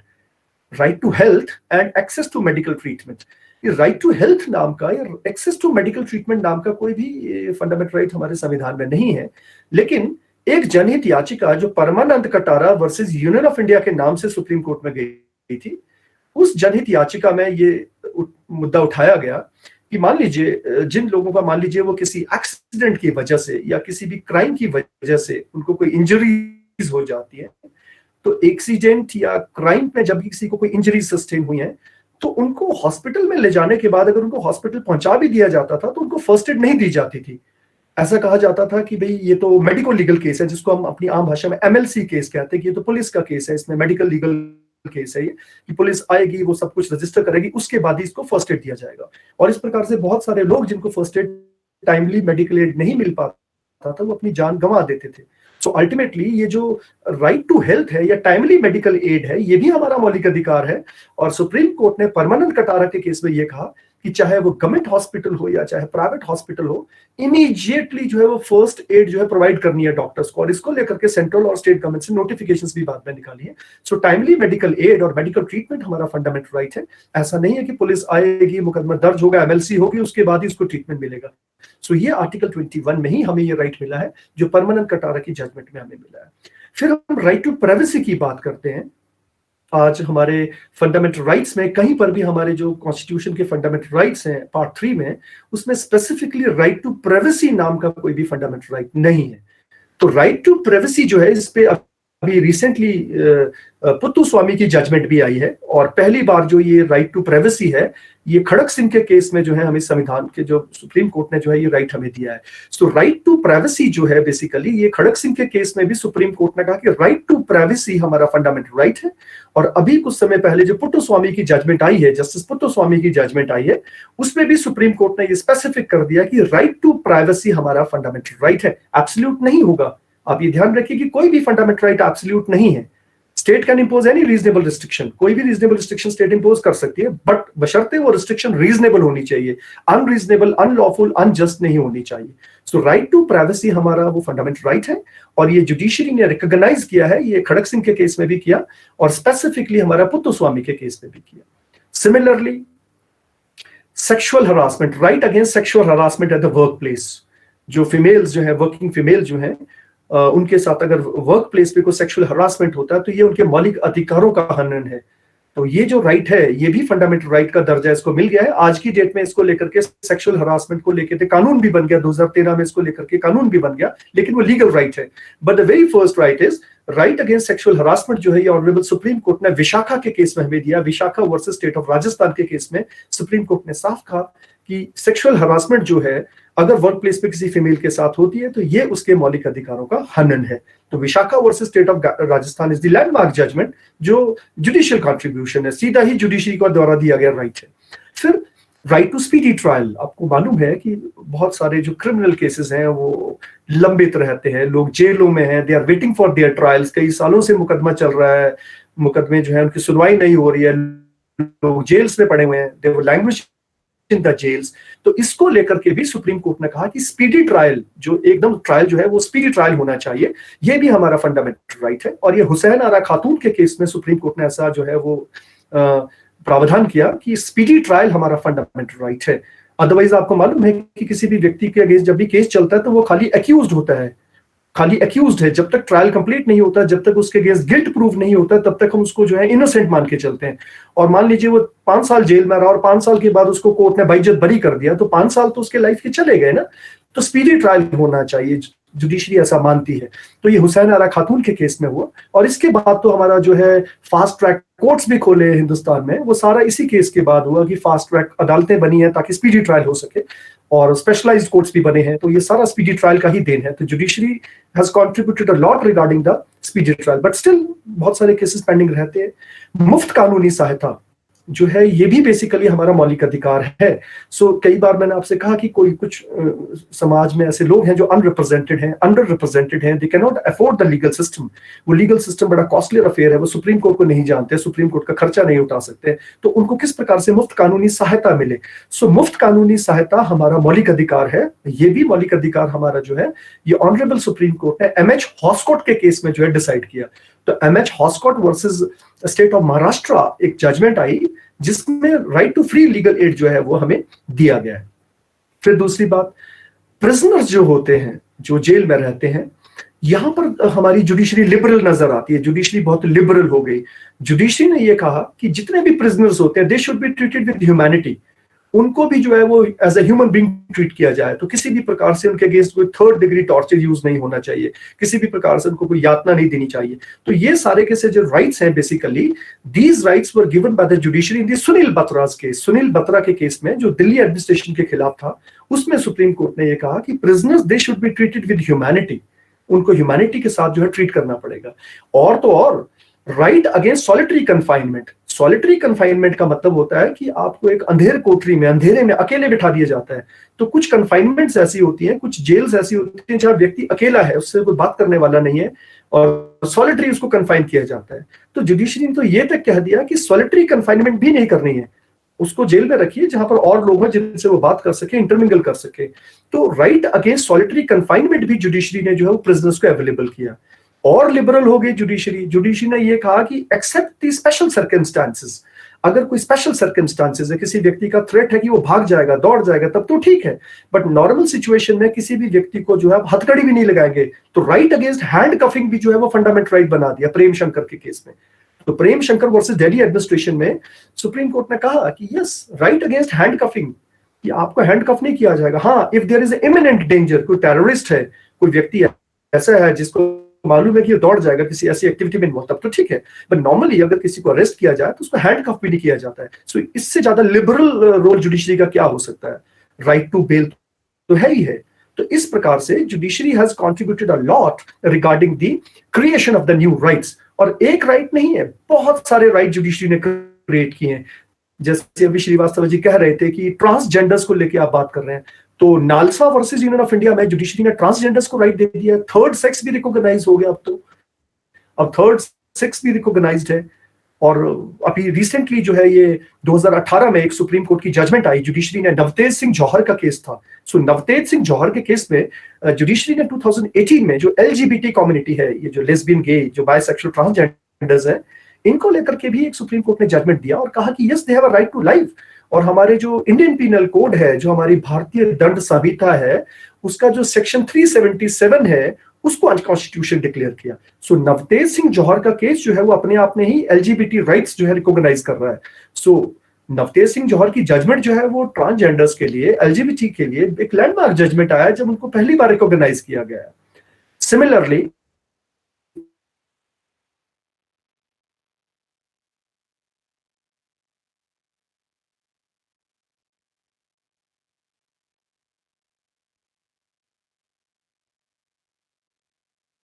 तो डेड बॉडीज को जलाना नहीं है, अनक्लेम्ड बॉडीज रही हैं। सो इसको लेकर के भी हमारे जो न्यायालय हैं, चाहे वो सुप्रीम कोर्ट हो या चाहे वो डिफरेंट हाई कोर्ट हो, मद्रास हाई कोर्ट ने, बॉम्बे हाई कोर्ट ने, कलकत्ता हाई कोर्ट ने 2020 में कोई बहुत सारी पिटीशंस को डिसाइड किया, जब उन्होंने कहा कि डिसेंट बरियल, दफनाने का, जलाने का जो राइट है, बेसिकली वो भी एक फंडामेंटल राइट है। तो राइट टू डिसेंट बरियल भी अपने आप में एक नया मौलिक अधिकार जो है वो बेसिकली 2020 में कलकत्ता ने, मद्रास ने, बॉम्बे हाई कोर्ट्स ने रिकॉग्नाइज किया है। सिमिलरली 2020 में एक आलोकनाथ श्रीवास्तव के नाम से, Aloknath Srivastava versus union of India के नाम से 31 मार्च मुझे लगता है और 27 मार्च को 2 पिटीशंस फाइल हुई थी 2020 में, जिसमें बेसिकली माइग्रेंट लेबरर्स को भी फंडामेंटल राइट दिया गया है, because they have a right to food. Covid के दौरान बहुत सारे माइग्रेंट लेबरर्स जो है वो जा रहे थे, उनको लेकर के भी जनहित याचिका सुप्रीम कोर्ट में हुई और सुप्रीम कोर्ट ने माइग्रेंट लेबरर्स के राइट्स को भी रिकॉग्नाइज किया। तो judiciary has tried to protect the rights of the migrant labourers also. एक और इंपॉर्टेंट चीज, जुडिशरी ने एक अभी कुछ समय पहले 2020 में एक लैंडमार्क जजमेंट दिया, जिसमें जुडिशरी ने बड़ा एक स्ट्रिक्ट रिमार्क दिया। देखिए, जहां तक बात आती है हिंदुस्तान की, एक स्टैटिस्टिक्स ऐसे हैं जो बड़े चौंकाने वाले हैं। जो हमारा 2011 का सेंसस अगर हम उठा के देखें तो 2011 के सेंसस के हिसाब से, ये स्टैटिस्टिक्स है जो मैं बता रहा हूं, तकरीबन हिंदुस्तान में 2.6 मिलियन ड्राई टॉयलेट्स हैं, ड्राई लैट्रिन्स। हिंदुस्तान में 2.6 मिलियन ड्राई टॉयलेट्स हैं, ड्राई लैट्रिन्स हैं, और जिसमें से तकरीबन 13,14,000 के करीब जो ड्राई टॉयलेट्स हैं, जिनको जो ड्रेन में, ओपन ड्रेन में जिनको जो है वो निकासी की जाती है, और तकरीबन 7 लाख के आसपास ऐसे टॉयलेट्स हैं जिनको मैनुअली क्लीन किया जाता है। और जो लोग इनको मैनुअली क्लीन करते हैं उनको मैनुअल स्क्वेंजर्स कहते हैं। ये मैनुअल स्क्वेंजर्स जो हैं ये भी ह्यूमन बींग्स हैं, they are also having a right to live as a human being, they also have a dignity, उनकी भी अपनी डिग्निटी है। तो इनको भी जब हम इनका भी ये केस ये है कि सफाई Karmachari Andolan versus union of India ने सुप्रीम कोर्ट ने केस फाइल किया जिसमें उन्होंने कहा कि मैनुअल स्क्वेंजर जो है, ये जो मैला ढोने की प्रथा, ये गलत है, इसको बंद किया जाना चाहिए। और आजादी के इतने साल के बाद भी, after 74 years of after the independence, अभी भी अगर हिंदुस्तान में मैनुअल स्क्वेंजिंग हो रही है, जो क्योंकि स्टैटिस्टिक्स ये बता रहे हैं, चाहे वो मैनुअल स्क्वेंजिंग हो या सैनिटेशन वर्कर्स हो जो सीवरेज में जा रहे हैं और सेप्टिक टैंक्स को मैनुअली क्लीन कर रहे हैं, और स्टैटिस्टिक्स ये कहते हैं कि हिंदुस्तान में हर 5 दिन में एक मैनुअल स्क्वेंजर की डेथ होती है। ये स्टैटिस्टिक्स बता रहा हूं आपको मैं, जो इकोनॉमिक सर्वे में भी है, और रामदास अठावले ने तो पार्लियामेंट में एडमिट भी किया इस चीज को कि सैनिटेशन वर्कर्स जो हैं वो इतने हैं जिनकी डेथ हुई है तकरीबन पिछले इतने दिनों में। तो मैनुअल स्क्वेंजर जो है बेसिकली उनको लेकर के भी सुप्रीम कोर्ट ने साफ कहा कि इनकी रिहैबिलिटेशन के लिए, इनको जो है दोबारा से रिस्टैब्लिश करने के लिए इमीडिएट स्टेप्स उठाने हैं central as well as state governments. तो राइट ऑफ मैनुअल स्क्वेंजर्स भी अपने आप में जुडिशरी की बहुत बड़ी कंट्रीब्यूशन है, और जहां जुडिशरी ने बड़ा स्ट्रिक्टली ये तक कह दिया कि शायद ही वर्ल्ड में कोई ऐसा देश हो जो अपने लोगों को गैस चैम्बर्स में भेजता हो मरने के लिए। गैस चैम्बर्स मींस जो सेप्टिक टैंक्स है, कि लोग सेप्टिक टैंक्स को क्लीन करने के लिए उसमें उतर जाते हैं और इतनी ऑब्नॉक्शियस गैसेस होती है कि उनकी डेथ हो जाती है। तो तकरीबन कई लोग जो हैं जिनकी डेथ हो जाती है जो सेप्टिक टैंक्स क्लीन कर रहे हैं, ड्रेन्स को क्लीन कर रहे हैं। So judiciary has taken it very seriously, और right of manual scavengers were recognised by the judiciary in this Safai Karmachari Andolan versus union of India. फिर right to choose the life partner, khap panchayat को लेकर के काफी बड़ा इशू रहा कुछ समय तक। तो इस पे सुप्रीम कोर्ट ने साफ कहा, Shakti Vahini versus union of India का केस है, उन्होंने कहा कि right to choose the life partner is also your right. ये भी आपका मौलिक अधिकार है कि अगर आप जिसको बोलते हैं, आप अगर मेजर हैं तो definitely you have a right to choose your life partner. And अभी तो रिसेंट एक और जजमेंट आया जिसमें ये भी कहा कि even the consent is not required of your family as well as a parent, अगर आप बालिग हैं तो। Similarly people's union of civil liberties ने एक केस फाइल किया जिसमें ये कहा कि राइट टू फूड, ये राइट टू फूड भी हमारा मौलिक अधिकार है। तो राइट टू फूड भी हमारा मौलिक अधिकार है। अभी 2-3 केसेस की मैं बात करूंगा कि जुडिशरी ने इसमें बहुत बड़ा कंट्रीब्यूट किया। देखिए, मान लीजिए आर्मी में जो हमारी जो डिफेंस सर्विसेज हैं, इसमें जो वुमेन थी उनकी जो परमानेंट कमीशन उनको नहीं मिलता था। तो शॉर्ट सर्विस कमीशन उनको मिलता था, परमानेंट कमीशन नहीं मिलता था। So basically secretary ministry of defence versus Babita Punia का एक जजमेंट आया 2020 में, 17 फरवरी 2020 में जजमेंट आया, जिसमें जुडिशरी ने ये साफ कह दिया कि women in army is entitled to the permanent commission, कि वुमेन को भी परमानेंट कमीशन दिया जाए। सो ये बबीता पुनिया की जजमेंट अपने आप में ही एक वुमेन एम्पावरमेंट को लेकर के और रूल ऑफ इक्वालिटी को लेकर के, आर्टिकल 14 को लेकर के एक लैंडमार्क जजमेंट है कि जुडिशरी ने रिकॉग्नाइज किया है कि आर्मी में भी जो है वुमेन को परमानेंट कमीशन मिलना चाहिए। एक और जजमेंट जो है बेसिकली ये सिद्धाराजू वर्सेस स्टेट ऑफ कर्नाटक के जजमेंट है। देखिए, एक चीज बड़ी क्लियर है कि जो डिसेबिलिटी एक्ट है उसमें परसेंटेज ऑफ रिजर्वेशन दिया गया है। सो जो 3% रिजर्वेशन प्रमोशन में था उसको गवर्नमेंट डिनाई कर रही थी, कर्नाटक डिनाई कर रही थी, और अल्टीमेटली 2020 में इस Sidhu Raju versus state of Karnataka के केस में सुप्रीम कोर्ट ने ये हेल्ड किया है कि जो डिसेबल्स हैं, those who are under those who are covered under the disability act, they are entitled to 3% reservation in promotions also, कि उनको प्रमोशंस में भी 3% रिजर्वेशन मिलना चाहिए। ये सिद्धू राजू के केस में जो है वर्सेस स्टेट ऑफ कर्नाटक के केस में 15 जनवरी 2020 में ये स्पेसिफिकली मेंशन किया गया। जुडिशरी की कंट्रीब्यूशन हमारे फंडामेंटल राइट्स को रिकॉग्निशन को लेकर के जो प्रेज वर्दी है, ठीक है, प्रेज वर्दी है। बहुत सारे राइट्स उन्होंने हमें दिए हैं। सिमिलरली जैसे मान लीजिए अनुराधा भसीन के केस में जुडिशरी ने ये कहा कि access to internet is also a fundamental right, कि इंटरनेट एक्सेस भी हमारा फंडामेंटल राइट है, स्पीच एंड एक्सप्रेशन के लिए इंपॉर्टेंट है। Yes, state can impose the reasonable restrictions also, state इस पे रीजनेबल रिस्ट्रिक्शंस लगा सकती है, लेकिन ये हमारा फंडामेंटल राइट्स है। सो इस प्रकार से बहुत सारे जो जजमेंट्स हैं वो ऑनरेबल सुप्रीम कोर्ट ने भी दिए हैं, ऑनरेबल हाई कोर्ट्स ने भी दिए हैं, और हिमाचल प्रदेश हाई कोर्ट ने भी बहुत सारी जजमेंट दी है। जैसे अजय श्रीवास्तव जी हैं, मुझे लगता है मैं इनकी जजमेंट देख रहा था कि ओल्ड एज होम्स को लेकर के, ओल्ड एज पेंशंस को लेकर के, डिसेबिलिटी रिलीफ अलाउंस को लेकर के, education to the disable persons को लेकर, यूनिवर्सिटी लेवल तक को लेकर के, उनको फैसिलिटीज को लेकर के, जस्टिस राजीव शर्मा और त्रिलोक सिंह चौहान की जो जजमेंट है वो अजय श्रीवास्तव जी का PIL है। सो उसमें भी judiciary has contributed very good. अभी कितने लेवल तक वो आगे इंप्लीमेंट हुआ है इस पे तो मुझे नहीं मालूम है, शायद वो श्रीवास्तव जी बता पाए कि उस जो जजमेंट थी 2016 की जिसमें ये डिसेबिलिटी रिलीफ अलाउंस है, या जो ओल्ड एज, जो बसंतपुर के ओल्ड एज होम्स थे, या जो ओल्ड एज पेंशंस हैं, या जो घुमारवी के स्टूडेंट्स जो थे जिनका एक पब्लिक इंटरेस्ट लिटिगेशन था, वो स्टेट ने कितना इंप्लीमेंट किया, और education up to the university level भी इनका कंट्रीब्यूशन है। So ultimately judiciary has contributed a lot, public interest litigations के थ्रू भी और डायरेक्ट जो है आर्टिकल 32 एंड 22 के थ्रू भी। एक और चीज देखिए, जुडिशरी की जो सबसे बड़ी कंट्रीब्यूशन निकल कर आई वो ये देखिए, अगर हमारे मौलिक अधिकारों का हनन होता है, अगर हमारे फंडामेंटल राइट्स वॉयलेट होते हैं, तो एक प्रश्न मुझे ये उठता है कि क्या हमें सरकार कंपनसेशन दे, क्या सरकार को हमारे कंपनसेशन देना चाहिए, whether we are entitled to compensation, कि अगर हमारे मौलिक अधिकारों का हनन होता है तो क्या हमें कंपनसेशन मिलना चाहिए। ये एक बड़ा प्रश्न था। इस प्रश्न पे जो है जुडिशरी पहले साइलेंट रही है। सबसे पहले क्या हुआ कि 1981 में जो है एक जजमेंट आया सुप्रीम कोर्ट का, जो Khatri versus state of Bihar था। ये बड़ा पॉपुलर केस था, ये भागलपुर ब्लैंडिंग केस के नाम से मशहूर हुआ। इस पे एक मूवी भी बनी है, हिंदी मूवी भी बनाई है बॉलीवुड में, जिसको हम गंगा जल कहते हैं। आप शायद आपने कभी सुना होगा इसके बारे में। तो ये जो मूवी थी गंगा जल, ये बेसिकली भागलपुर ब्लैंडिंग केस से रिलेटेड थी। और पहली बार ये हुआ था कि जिसमें पुलिस अथॉरिटीज ने तकरीबन जेल में जो 33 प्रिजनर्स थे, 33 प्रिजनर्स थे, उनमें उनको ब्लाइंड कर दिया, उनको अंधा बना दिया। और अल्टीमेटली इतने ब्लाइंड हुए कि उनकी जो है बेसिकली आई लॉस हो गया, और इतना बड़ा कस्टोडियल वायलेंस हुआ। तो पहली बार सवाल उठा कि इतना बड़ा कस्टोडियल वायलेंस है, तो क्या जिन लोगों के साथ जिनको इतना वायलेंस के बाद इतना उनकी अगर आईसाइट चला गया, उनके 33 लोग जो है दे लॉस्ट देयर विजन, सो उनका फंडामेंटल राइट जो वायलेट हुआ है, तो क्या उनको कंपनसेशन मिलना चाहिए कि नहीं मिलना चाहिए। ये पहली बार सवाल जुडिशरी के सामने खत्री के केस में उठा। फिर रुदुल शाह का केस आया, जिसमें उस व्यक्ति को जो है 1968 में कोर्ट ने रिलीज कर दिया, 1968 में एक मुकदमे से कोर्ट ने बरी कर दिया, लेकिन बरी होने के बावजूद भी उसको छोड़ा नहीं गया। 1982 तक वो जेल में रहा, तकरीबन 14 साल तक वो जेल में ही रहा, 14 इयर्स तक वो जेल रहा, और उसको कोर्ट ने छोड़ दिया। लेकिन उसको कोर्ट के छोड़ने के बाद भी जेल अथॉरिटीज ने उसको जो है नहीं बाहर भेजा। और तो 1982 में जाकर के जब ये मुद्दा जो उठा, तो पता चला कि वो व्यक्ति जो है बेसिकली, उस आदमी का जो है बेसिकली कोर्ट के जो रिलीज ऑर्डर्स के बावजूद भी वो व्यक्ति जो है नहीं निकाला गया। तो पहली बार रुदुल शाह के केस में जुडिशरी ने ये कहा कि फंडामेंटल राइट्स की वॉलेशन पे भी आपको कंपनसेशन मिल सकता है। सो 35,000 रुपीज कंपनसेशन फर्स्ट टाइम मिला। तो एक कंट्रीब्यूशन जुडिशरी का और है कि अगर हमारे मौलिक अधिकारों का हनन होता है तो we are entitled to compensation also.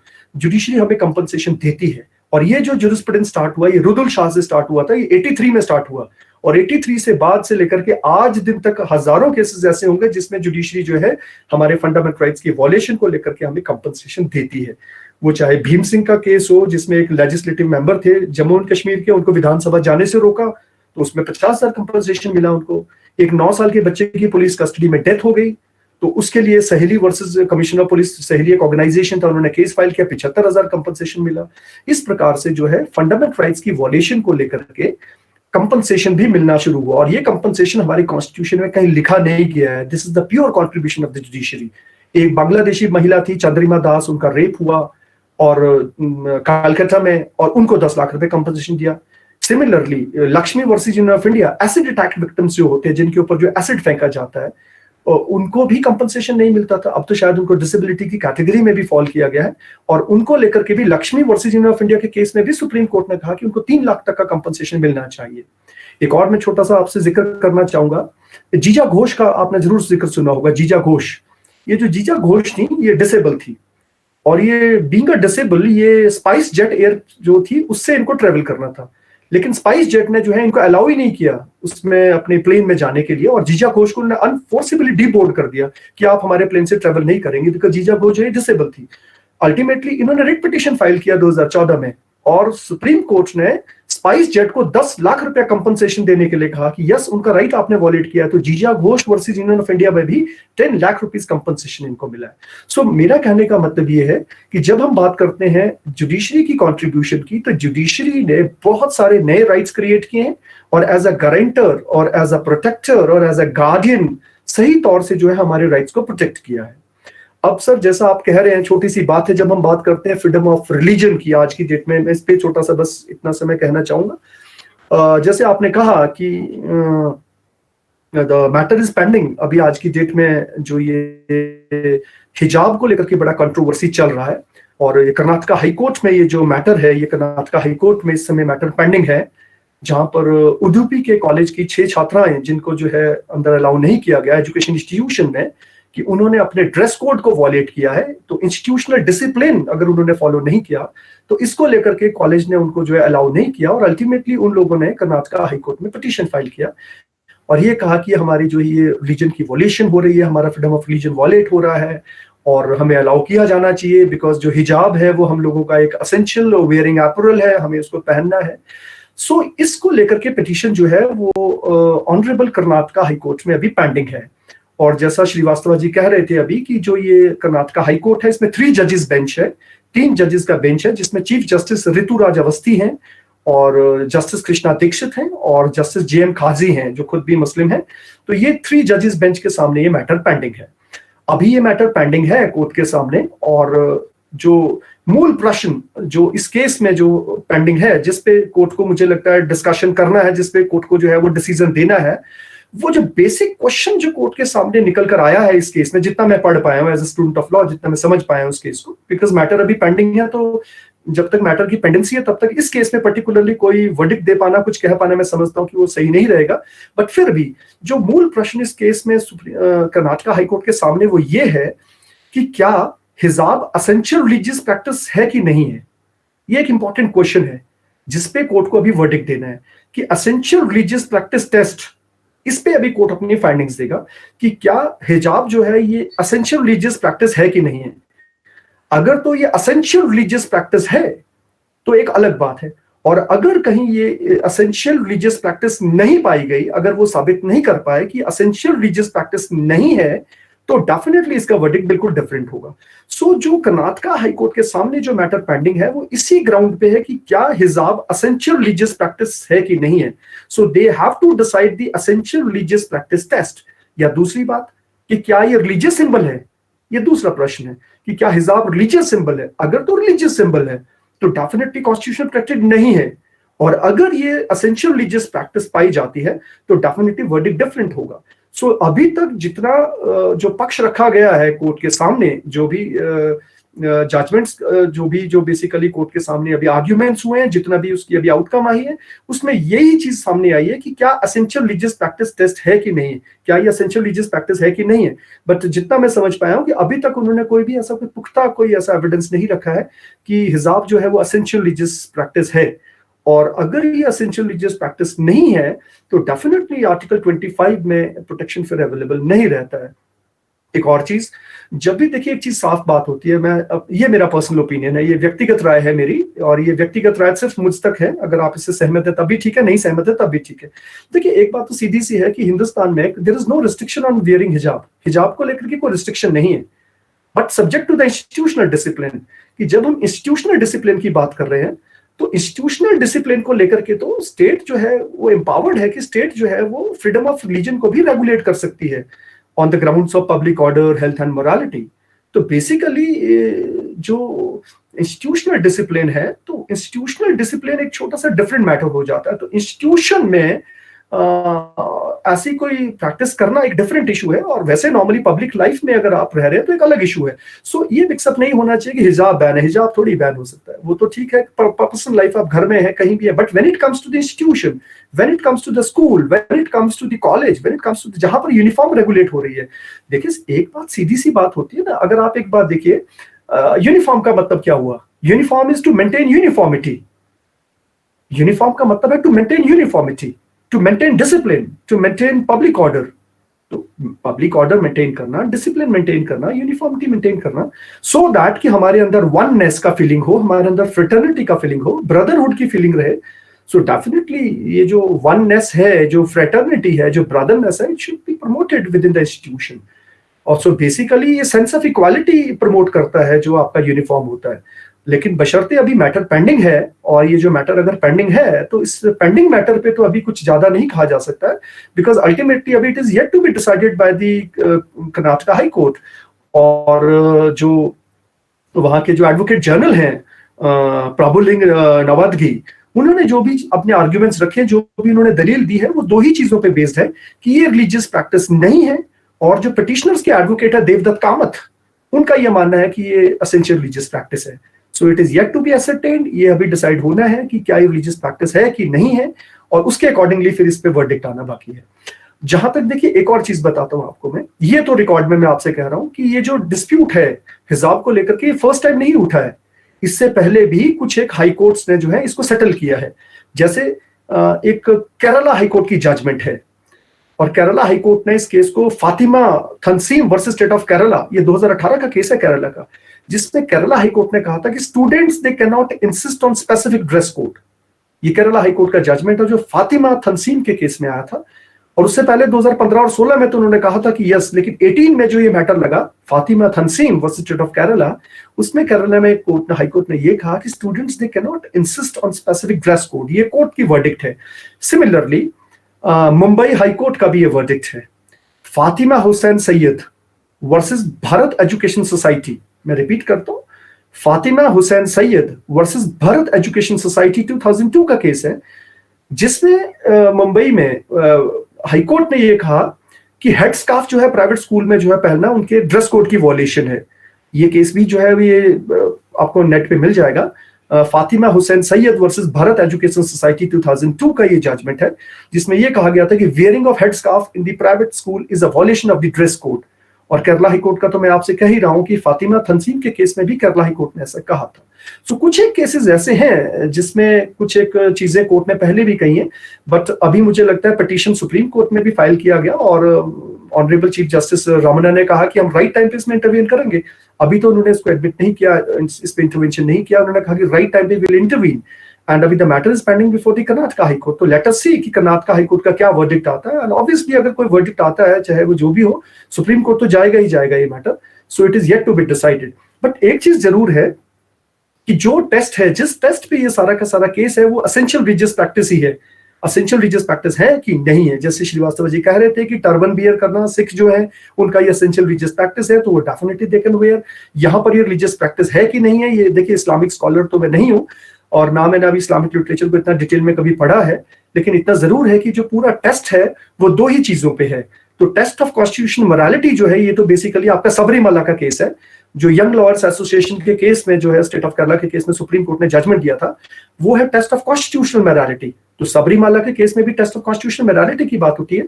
और 1954 में एक समर मठ का केस आया था, जिसमें एसेंशियल रिलीजियस प्रैक्टिस क्या होती है इसको लेकर सुप्रीम कोर्ट ने कुछ कहा था।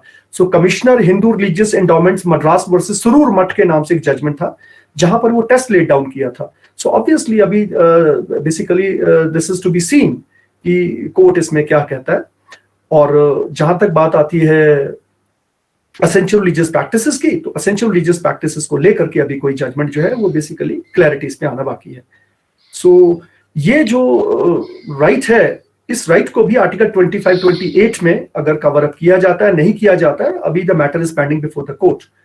सो एट द एंड ये इंपॉर्टेंटली मैं आप लोगों से बात कर रहा था कि ऐसे ही जो ये right to essential religious practice की जब बात आती है कि हमारा मौलिक अधिकार है रिलीजियस प्रैक्टिस, लेकिन कोर्ट ने कई केसेस में इसको एडमिट नहीं किया। जैसे मान लीजिए सुप्रीम कोर्ट ने केस में कहा कि जब हम प्रेयर करते हैं, जब भी कभी हम कोई प्रेयर करते हैं, सो प्रेयर करते समय लाउड स्पीकर्स को, एम्पलीफायर्स को लगाना जो है ये रिलीजियस प्रैक्टिस नहीं है। सिमिलरली इलाहाबाद हाई कोर्ट ने एक व्याख्यान जजमेंट दिया जिसमें कहा कि मस्जिद में जब कभी अजान दी जाती है तो लाउड स्पीकर यूज करना भी कोई एसेंशियल प्रैक्टिस नहीं है। सिमिलरली अयोध्या का जो जजमेंट है, इस्लाम फारूकी का जो एक केस है, उसमें भी सुप्रीम कोर्ट ने ये कहा कि मॉस्क में प्रेयर करना भी एसेंशियल रिलीजियस प्रैक्टिस नहीं है, प्रेयर कहीं भी की जा सकती है। तो ये कहीं नहीं पाया गया कि मॉस्क में ही एसेंशियली जो है वो जो है आपको प्रेयर करना है। तो इस्माइल फारूकी के केस में भी ऐसा सुप्रीम कोर्ट का जजमेंट है। सिमिलरली मोहम्मद हनीफ कुरैशी के केस में भी ये कहा गया था कि काउ स्लॉटर की, जो काउ है उसको स्लॉटर किया जाएगा किसी पर्टिकुलर ओकेजन पे, लेकिन ऐसा कहीं पर भी रिकॉर्ड पे नहीं आया कि काउ स्लॉटर जो है वो कोई एसेंशियल प्रैक्टिस है। सो बहुत सारी चीजें जो है, बहुत सारे केसेस जो है जिसमें ऑनरेबल सुप्रीम कोर्ट ने या डिफरेंट हाई कोर्ट्स ने कोई ऐसे वर्डिक्ट्स दिए हैं जब ये पाया कि ये कोई बहुत एसेंशियल प्रैक्टिसेस नहीं है।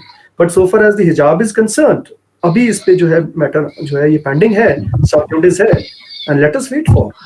सो दिस इज ऑल अबाउट ये जो मेरा टॉपिक था। मुझे लगता है थोड़ा सा समय मैंने ज्यादा ले लिया, बट अल्टीमेटली जो है वो basically judiciary has done a lot, and आज की डेट में जो बेसिक रिक्वायरमेंट है वो यही रिक्वायरमेंट है कि हम लोग जो है अपने मौलिक अधिकारों के प्रति जागरूक रहें, और जब भी कभी हम मौलिक अधिकारों की बात करें तो ये ना भूलें कि हमारी कुछ फंडामेंटल ड्यूटीज भी हैं। At the same time we have fundamental duties also, तो हम अपनी ड्यूटीज को भी निभाएं, तभी हम अपने फंडामेंटल राइट्स की बात करें, और we should be aware about fundamental rights.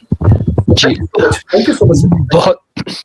बहुत बहुत धन्यवाद माननीय कटवाल सर, आपने आज के विषय में बहुत ही महत्वपूर्ण जानकारी हमारे साथ साझा की। और अगर मैं बात करूं, आई थिंक सब लोगों ने बहुत ही ध्यान से इस बारे में सुना, और ऐसा लगा कि शायद हम लोग इसको काफी देर तक सुनते रहे, समय का पता ही नहीं चला। अभी जब आपने बोला तब पता चला कि समय काफी 8:16 हो चुके हैं, और हमारे साथ अभी भी 50 से लगभग प्रतिभागी हमारे साथ अभी भी जुड़े हुए हैं।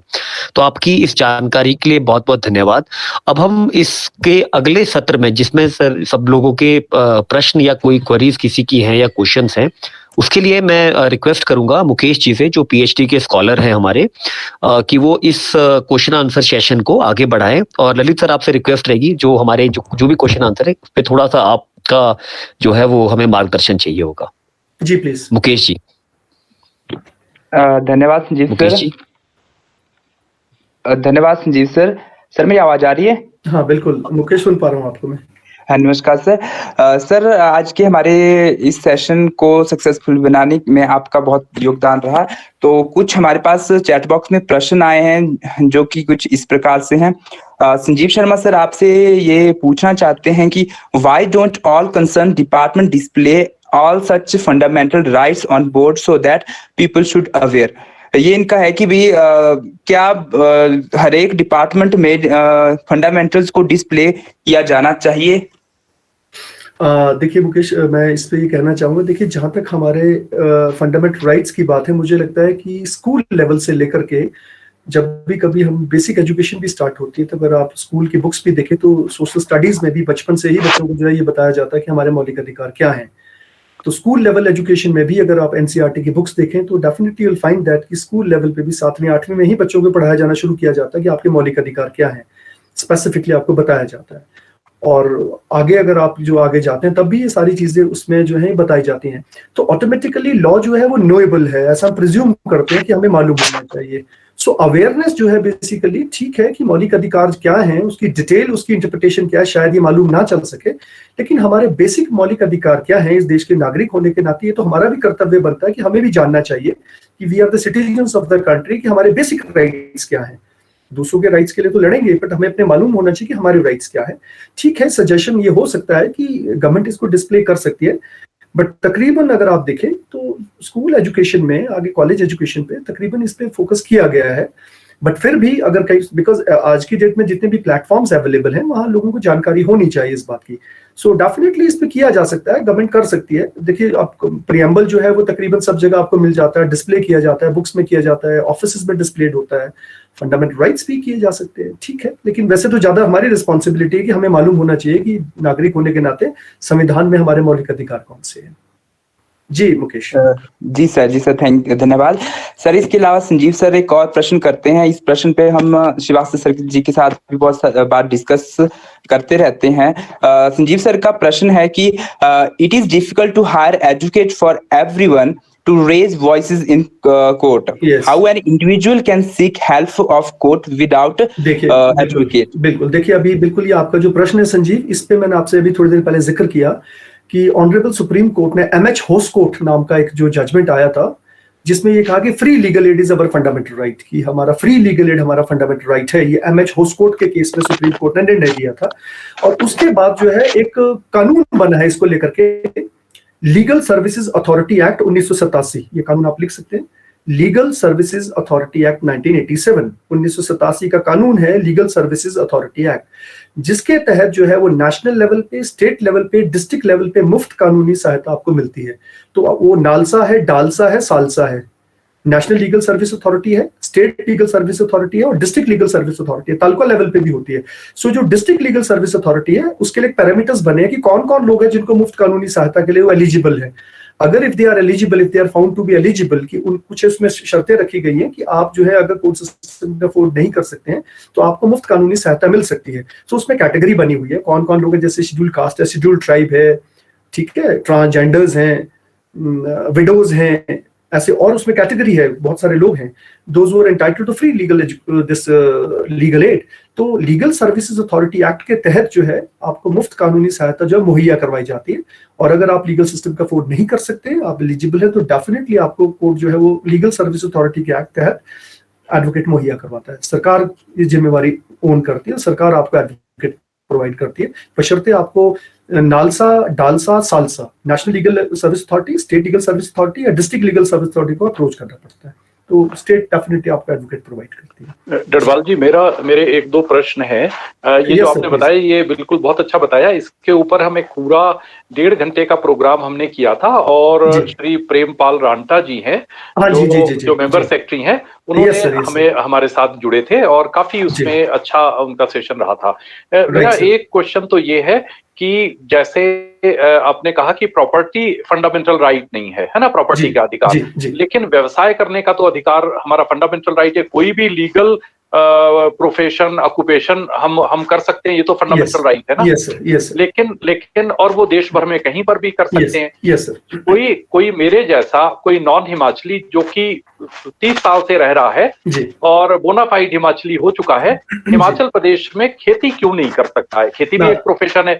एक दो छोटे छोटे और है, क्योंकि मेरे को एक नेशनल लेवल की एक हमारी मीटिंग है, उसमें लोग वेट कर रहे हैं। और दूसरा ये कि जो माइनॉरिटी की हम बात करते हैं ना, तो माइनॉरिटी को कहीं पर भी ऐसे डिफाइन नहीं किया गया है। नेशनल लेवल पर मान लिया गया है कि ये लोग माइनॉरिटी होंगे, लेकिन जैसे कि नागालैंड है, मिजोरम है, कश्मीर है, पंजाब है, जहां हिंदू माइनॉरिटी में है लेकिन नेशनल लेवल पर मेजॉरिटी में है, तो उनको माइनॉरिटी के कोई राइट्स नहीं मिलते हैं। तीसरी बात यह है कि आपने कहा कि गवर्नमेंट स्कूल में रिलीजियस टीचिंग से ट्रेनिंग से या कुछ इस तरीके का नहीं हो सकता है, ठीक है, लेकिन जो 95% एडेड इंस्टीट्यूशन है, जैसे कि लावण्या वाले मामले में एडेड इंस्टीट्यूशन था तो वो कैसे रिलीजियस जो है टीचिंग्स वहां दे रहे हैं, उस पे क्यों नहीं ये वाला रूल? क्योंकि ना 95% का मतलब है substantial part of their funding is afforded और प्रोवाइडेड बाय द स्टेट। तो स्टेट क्यों उसको माइनॉरिटी का स्टेटस देता है और क्यों वहां पे धार्मिक शिक्षा वो लोग देते हैं, जबकि हमारे टैक्स से, मेजॉरिटी के टैक्स से वो स्कूल चलता है, लेकिन उसमें एंटी मेजॉरिटी फीलिंग्स डेवलप करने के भी एलिगेशन लगते हैं। राइट, 3 क्वेश्चन है मेरे। Right sir, sure sir, sure sir. देखिए, सबसे पहले जहां तक पहले प्रश्न की बात आती है, आपने पहले बात ये की कि जैसे राइट टू प्रॉपर्टी हमारा जो है बेसिकली वो 1978 में 44th अमेंडमेंट के बाद अब हमारा फंडामेंटल राइट नहीं रहा और उसको 300A में, संविधान के आर्टिकल 300A में उसको लीगल राइट्स का दर्जा दिया गया है। आपने ये बात कही कि मान लीजिए हिमाचल जैसी स्टेट में अगर कोई व्यक्ति जो है वो प्रॉपर्टी जो है वो बोनाफाइड होने के बावजूद भी यहाँ पर प्रॉपर्टी नहीं ले पा रहा है। सर देखिए, मैंने आपसे शुरू में ही बात की, जो मैंने शुरू में ही जो अपने व्याख्यान की शुरुआत में मैंने बात की, वो यही कही थी मैंने कि देखिए एब्सोल्यूट नहीं है कोई भी फंडामेंटल राइट्स, जो कोई भी फंडामेंटल राइट क्यों ना हो, वो एब्सोल्यूट नहीं है। कोई भी फंडामेंटल राइट एब्सोल्यूट नहीं है, बिकॉज एब्सोल्यूटिज्म कॉन्स्टिट्यूशन में फंडामेंटल राइट्स के साथ दिया ही नहीं गया, एक्सेप्ट इमरजेंट सिचुएशन में 20 और 21 को छोड़ करके। बाकी कोई भी राइट जो सस्पेंड किए जा सकते हैं उस पर ब्लैंकेट प्रोविजन डाला जा सकता है, लेकिन बशर्ते जब भी कोई राइट लिया जाए या जब भी कभी उसको सस्पेंड किया जाए, जब भी कोई राइट विड्रॉ किया जाए, तो जो भी रिस्ट्रिक्शन लगाई जा रही है वो रीजनेबल होनी चाहिए। अब सवाल ये उठता है कि मान लीजिए हिमाचल प्रदेश का जो tenancy and the land reforms act है, एक 1972 का 1972 का कानून है हिमाचल प्रदेश का, tenancy and the land reforms act, उसमें एक सेक्शन है 118, सेक्शन 118 है, जो सेक्शन 118 ये प्रावधान कर रहा है उस एक्ट में कि हिमाचल में कोई भी व्यक्ति जो है वो अगर हिमाचल उसके पास अगर एग्रीकल्चर लैंड नहीं है तो एग्रीकल्चर लैंड नहीं ले सकता। ये 118 में प्रावधान दिया, सेक्शन 118 में प्रोविजन है ऐसा। लेकिन वो जो प्रोविजन है उसको चैलेंज किया गया कई बार, उसको कई बार कोर्ट में चुनौती भी दी गई कि ऐसा क्यों है कि बाकी कॉन्स्टिट्यूशन तो सबको इक्वल मानता है, आप कहीं भी रिजाइड हो सकते हैं, संविधान ये कहता है कि you can reside anywhere in the territory of the country, but जब आप हिमाचल में रेजिडेंस की बात करते हैं तो 118 कहता है कि you can not buy an agriculture land. तो उस समय जो ये डिस्कशन हुआ कोर्ट में, उसमें ये कहा गया कि ये जो रिस्ट्रिक्शन है बेसिकली ये रीजनेबल पाई गई। रीजनेबल मीन्स की रिस्ट्रिक्शन जो इंपोज की है इसके पीछे लॉजिक है। वो लॉजिक उन्होंने ये दिया कि एक्सेप्ट इन फ्यू सिचुएशन, जैसे मान लीजिए 118 में कोई व्यक्ति यहाँ पर इतने साल से जॉब कर रहा है, यहाँ पर बोनाफाइड है, उसकी इंटेंशन यही रहने की है, डेफिनेटली उसको स्टेट गवर्नमेंट जो है उसको परमिशन दे सकती है। स्टेट गवर्नमेंट के थ्रू 118 के थ्रू कैबिनेट के पूरी पावर है। अब तो कलेक्टर उसको एक्सरसाइज करते हैं कि they can give the permission कि आप जमीन खरीद सकते हैं, लेकिन एक कंडीशन उसमें ये लगती है कि किसी भी व्यक्ति जिससे आप जमीन खरीद रहे हैं वो उसको जो है वो लैंडलेस नहीं होना चाहिए। वो व्यक्ति जिससे आप जमीन खरीद रहे हैं उसकी जमीन खरीदने से आप लैंडलेस, वो व्यक्ति लैंडलेस ना हो। तो बेसिकली ये जो कंसेप्ट कॉन्स्टिट्यूशन का जो है बेसिकली उसको कई बार चैलेंज किया गया, और अल्टीमेटली जो ऑब्जेक्टिव रखा गया था हिमाचल में वो ये रखा गया था कि जो हिमाचल है 72 में जब हिमाचल प्रदेश बना था उस समय की जो यहाँ की कंडीशन थी, और उस समय बिकॉज यशवंत सिंह परमार जिस समय यहाँ पर सीएम थे तो उस दौरान ये सारे के सारे प्रावधान बनाए गए थे, और उस समय ये माना गया था कि इस प्रकार से तो हिमाचल के लोग तकरीबन सारे लैंडलेस हो जाएंगे, यहाँ के लोग लैंडलेस होने शुरू हो जाएंगे, बिकॉज कोई भी व्यक्ति जो बिग लैंडेड प्रोपराइटर है या जो बोलते संपन्न है वो यहाँ पर लैंड्स खरीदना शुरू कर देंगे, और लैंड्स खरीद के यहाँ पर तकरीबन लैंड्स बिक जाएंगे, और वो आदमी जो है जो जिनकी लैंड्स यहाँ पर वो लैंडलेस हो जाएंगे। सो उस कंसेप्ट के पॉइंट ऑफ व्यू से उस प्रावधान को यहाँ पर रखा गया था। लेकिन अभी इस पे इतना क्लियर है कि एब्सोल्यूट ये भी नहीं है। 118 में सरकार के पास पूरी पावर है। अभी पीछे कुछ लोगों ने आरटीआई लिया था जिसमें पता चला कि बहुत सारे लोगों को परमिशन मिला है यहाँ पर। नहीं, वो सर रेजिडेंस के लिए मिल जाता है, वो भी एमसी या कमेटी एरिया में, लेकिन एग्रीकल्चरल पर्पस के लिए या रेजिडेंशियल पर्पस के लिए हम रूरल एरियाज में जो कि कोई पंचायत है या कोई और है, मतलब वो जो है इसमें अर्बन लोकल बॉडी में नहीं है, उसमें हम मकान के लिए भी नहीं ले सकते, और खेती के लिए तो हम कहीं पर भी नहीं ले सकते। खेती के लिए तो परमिशन मिलती नहीं है। सर देखिए, जहां तक ये सेक्शन 118 की जब हम बात करते हैं तो 118 सर जिस सिचुएशन में जब हिमाचल बना था उस समय का जो tenancy and the land reforms act 72 का, उस समय ये सेक्शन 118 उस समय ऐड किया गया है। उस समय जो जिस ऑब्जेक्टिव से ये सेक्शन इसमें इन्वॉल्व किया गया है, अगर with the passage of time, जैसे मान लीजिए 2022 या 23 या 24 में सिनेरियो चेंज होता है, सिचुएशन चेंज होती है, तो डेफिनेटली स्टेट लेजिस्लेटिव असेंबली के पास पूरी पावर है कि स्टेट लेजिस्लेटिव असेंबली इसको कभी भी चेंज कर सकती है। ऑब्जेक्टिव तो स्टेट का है, स्टेट इसमें कर सकती है, लेकिन इसको चैलेंज किया गया, लेकिन इसको अपहेल्ड किया गया है।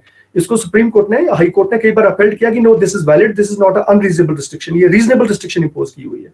बाकी जहां तक बात है कि अगर ये किसी भी प्रकार से लगता है कि गलत है, तो फिर इसको एक बार कहीं ना कहीं इसको चैलेंज करना चाहिए कोर्ट में। एक बार दोबारा से इसको जो है मैटर को जो है लाया जाना चाहिए कोर्ट के सामने, कि इसको दोबारा से देखा जाए, इसको जिसको बोलते हैं इसमें कोई पिटीशन ऐसा दोबारा आए कि इसको आज की सिचुएशन में दोबारा से इसको जो है रिकंसिडर किया जाए, तो इसको रिकंसिडर किया जा सकता है। लेकिन जहां तक कोर्ट की वर्डिक्ट्स की बात आती है, कोर्ट ने ये कहा कि ये रिस्ट्रिक्शन रीजनेबल है, ये रीजनेबल रिस्ट्रिक्शन इंपोज किया, अनरीजनेबल नहीं है ये। और ये माइनॉरिटी वाला की जम्मू कश्मीर, पंजाब और नागालैंड, मैं बिल्कुल आपसे सहमत हूं। जो आपका जो आप ये कहना चाह रहे हैं श्रीवास्तव जी, इससे मैं भी सहमत हूं कि जो मिनॉरिटी को लेकर के जो ये एक जो इस प्रकार से एक रखा गया है कि कौन किस स्टेट में कौन मिनॉरिटी है या मिनॉरिटी कमीशन किस ढंग से देख रहा है, तो ये इसमें जो आप कह रहे हैं बिल्कुल I do agree with you. मैं भी उस बात से बिल्कुल सहमत हूं कि वहां पर जो राइट्स हैं वो राइट्स नहीं मिल रहे हैं। जो आदमी वहां पर नेशनल लेवल पे वो मिनॉरिटी है या नहीं है, या स्टेट पे वो मिनॉरिटी है कि नहीं है, सो डेफिनेटली इस पे तो मुझे लगता है इस पे गहरा मंथन रिक्वायर्ड है सर। इस पे तो बिल्कुल मैं आपसे सहमत हूँ, जो आप कह रहे हैं मेरा भी बिल्कुल यही ओपिनियन है। इसमें तो डेफिनेटली इस प्रकार से तो क्लैरिटी इस पे चाहिए। और जो तीसरी चीज आपने कही कि एजुकेशन इंस्टीट्यूशन वाली, वो मैंने आपसे यही कहा कि जो हमारे कॉन्स्टिट्यूशन का आर्टिकल 30 है वो सिंपल इतना सा कहता था कि जो इंस्टीट्यूशन जो है स्टेट ओन्ड है, स्टेट गवर्नमेंट है, वहाँ एजुकेशन इंस्ट्रक्शन जो है वो कंपेल नहीं किया जा सकता किसी को जिस इंस्ट्रक्शन से इम्पार्ट करने के लिए। लेकिन बिल्कुल इस पे तो बड़ा साफ बात है कि अगर गवर्नमेंट इंस्टीट्यूशंस के अलावा कोई ऐसे इंस्टीट्यूशंस हैं जो डायरेक्टली और indirectly funded by the state government है, जैसे 95% स्टेट फंडेड है, अगर वो उनको किसी न प्रकार से लैंड गवर्नमेंट ने प्रोवाइड किया है लीज पे। बहुत सारे एजुकेशन इंस्टीट्यूशंस ऐसे होते हैं जहां पर गवर्नमेंट उनको लैंड देती है लीज पे विदाउट टेकिंग एनी मनी, या टोकन मनी लेकर के लैंड उनको लीज पे देती है, तो डायरेक्टली और इनडायरेक्टली तो वो फिर गवर्नमेंट इंस्टीट्यूशंस की डेफिनेशन में फॉल करते हैं, एंड दैट इज रॉन्ग। ऐसी कोई रिलीजियस इंस्ट्रक्शंस उनको भी इम्पार्ट नहीं करनी चाहिए, ये बिल्कुल सही है, नहीं करनी चाहिए उनको। लावण्य के केस में भी अगर ऐसा हुआ तो दैट्स टोटली रॉन्ग, वो बिल्कुल सही है कि नहीं होनी चाहिए ऐसी रिलीजियस इंस्ट्रक्शन, ऐसी को कंपल्शन नहीं होनी चाहिए कन्वर्जन की। रिलीजियस एजुकेशन इंस्टीट्यूशंस ऐसा ना करें जो स्टेट गवर्नमेंट फंडेड है या स्टेट गवर्नमेंट एडेड है, डायरेक्टली और इनडायरेक्टली। डायरेक्टली और सब्सटेंशियली अगर वो फंडेड है तो बिल्कुल नहीं करेंगे, वो ऐसा नहीं करना चाहिए। थैंक यू जी। सर विनोद योगाचार्य जी का एक प्रश्न है कि इमरजेंसी नियुक्ति के समय कौन कौन से हमारे मौलिक अधिकार सस्पेंड नहीं किए जा सकते, कृपया स्पष्ट करें। देखिए मैं आपको बताता हूँ, ये एडीएम जबलपुर का एक केस है, ADM Jabalpur versus S Shukla के नाम से केस आया था। और ये जो एडीएम जबलपुर का केस है, उस केस में उससे पहले की बात है, इमरजेंसी जब 71 में लगा था, उससे पहले की सिचुएशन कुछ और थी। और एडीएम जबलपुर के बाद सुप्रीम कोर्ट ने बड़ा साफ कह दिया कि एटलीस्ट आर्टिकल 20 एंड 21 जो 20 और 21 से ही सस्पेंड नहीं होते, किसी भी सूरत में नहीं होते हैं। आर्टिकल 21 जो right to life and personal liberty है, सस्पेंड नहीं होता है, और आर्टिकल 20 भी सस्पेंड नहीं होता है। 20 and 21 can not be suspended in such situation. 20 और 21 सस्पेंड नहीं होते। जी सर। सर प्रदीप कपूर जी का एक प्रश्न है कि हम एक तरफ तो धर्मनिरपेक्षता की बात करते हैं, परंतु वहीं लगभग सभी संस्थानों में मां सरस्वती की प्रतिमा दिखाई पड़ती है और लगभग सभी संस्थानों के कार्यक्रम की शुरुआत दीप प्रज्वलन से होती है और सरस्वती गायन से होती है। क्या ये वास्तव में धर्मनिरपेक्षता है या इसका कोई प्रावधान है? देखिए, जहां तक तो आपने ये प्रश्न स्पेसिफिक किया है, प्रावधान तो नहीं है इसमें, ऐसा कोई प्रावधान मुझे इसमें नजर नहीं आया, मुझे ऐसा कोई प्रावधान नजर नहीं आता है। लेकिन जब आप सेकुलरिज्म की बात करते हैं या जब आप पर्टिकुलरली धर्मनिरपेक्षता की बात करते हैं, तो वहां पर ये चीज साफ होती है कि स्टेट को इक्वल डिस्टेंस मेंटेन करना है सभी रिलीजन से। State has to maintain equal distance from all the religions. जितने भी रिलीजन्स हैं, उन सभी रिलीजन से जो है स्टेट को इक्वल डिस्टेंस मेंटेन करना है। State will not promote any particular religion. तो अगर किसी और ढंग से भी कोई किसी प्रकार से कोई वो करता है, तो उसको भी, बिकॉज स्टेट को न्यूट्रल रहना है ऐसी सिचुएशन में। कॉन्स्टिट्यूशन तो यही कहता है कि state has to maintain neutrality regarding the religious matters. तो स्टेट, बिकॉज सेकुलरिज्म हमारा प्रीएम्बल का पार्ट है, वो एसेंशियल फीचर रखा हुआ है हमारे कॉन्स्टिट्यूशन में। और सेकुलरिज्म में जो है बेसिकली आपको न्यूट्रल रहना है। You will neither promote not propagate, आप न्यूट्रल रहें। तो न्यूट्रलिटी ही हमारा प्रोविजन होना चाहिए कॉन्स्टिट्यूशन के अकॉर्डिंगली, कि हमें न्यूट्रल रहना है, ना हम प्रमोट करें ना किसी को रोके। अगर सब है तो सब करें, नहीं तो नहीं। But neutrality is only the provision regarding the secularism. Neutrality means you have to maintain equal distance from all the religions. ये स्टेट के ऊपर इंपोज हुआ है। और दूसरी बात ये होती है कि जहां तक आप दो चीजें, देखिए दो शब्द है, ये मुझे लगता है थोड़ा सा समय इसमें ज्यादा चाहिए होगा। आपके दो शब्द है, एक धर्मनिरपेक्षता है और एक पंथ निरपेक्षता है। इन पे बहुत गहरा डिफरेंस है। धर्मनिरपेक्षता और पंथ निरपेक्षता दोनों एक अलग चीज है। आप धर्मनिरपेक्षता वर्ड बोलते हैं हम लोग उसको नॉर्मली, और पंथ निरपेक्षता बोलते हैं। इस पे आप थोड़ा सा देखिएगा जरूर, और कभी अगर ज्यादा डिस्कशन चाहिए होगा तो कभी आप डिपार्टमेंट आए, इस पे हम ज्यादा बात कर लेंगे। तो ये अपने आप में एक बहुत बड़ा डिस्कशन हो जाता है कि धर्मनिरपेक्षता और पंथ निरपेक्षता, ये दो चीजें बिल्कुल डिफरेंट हैं। जी सर।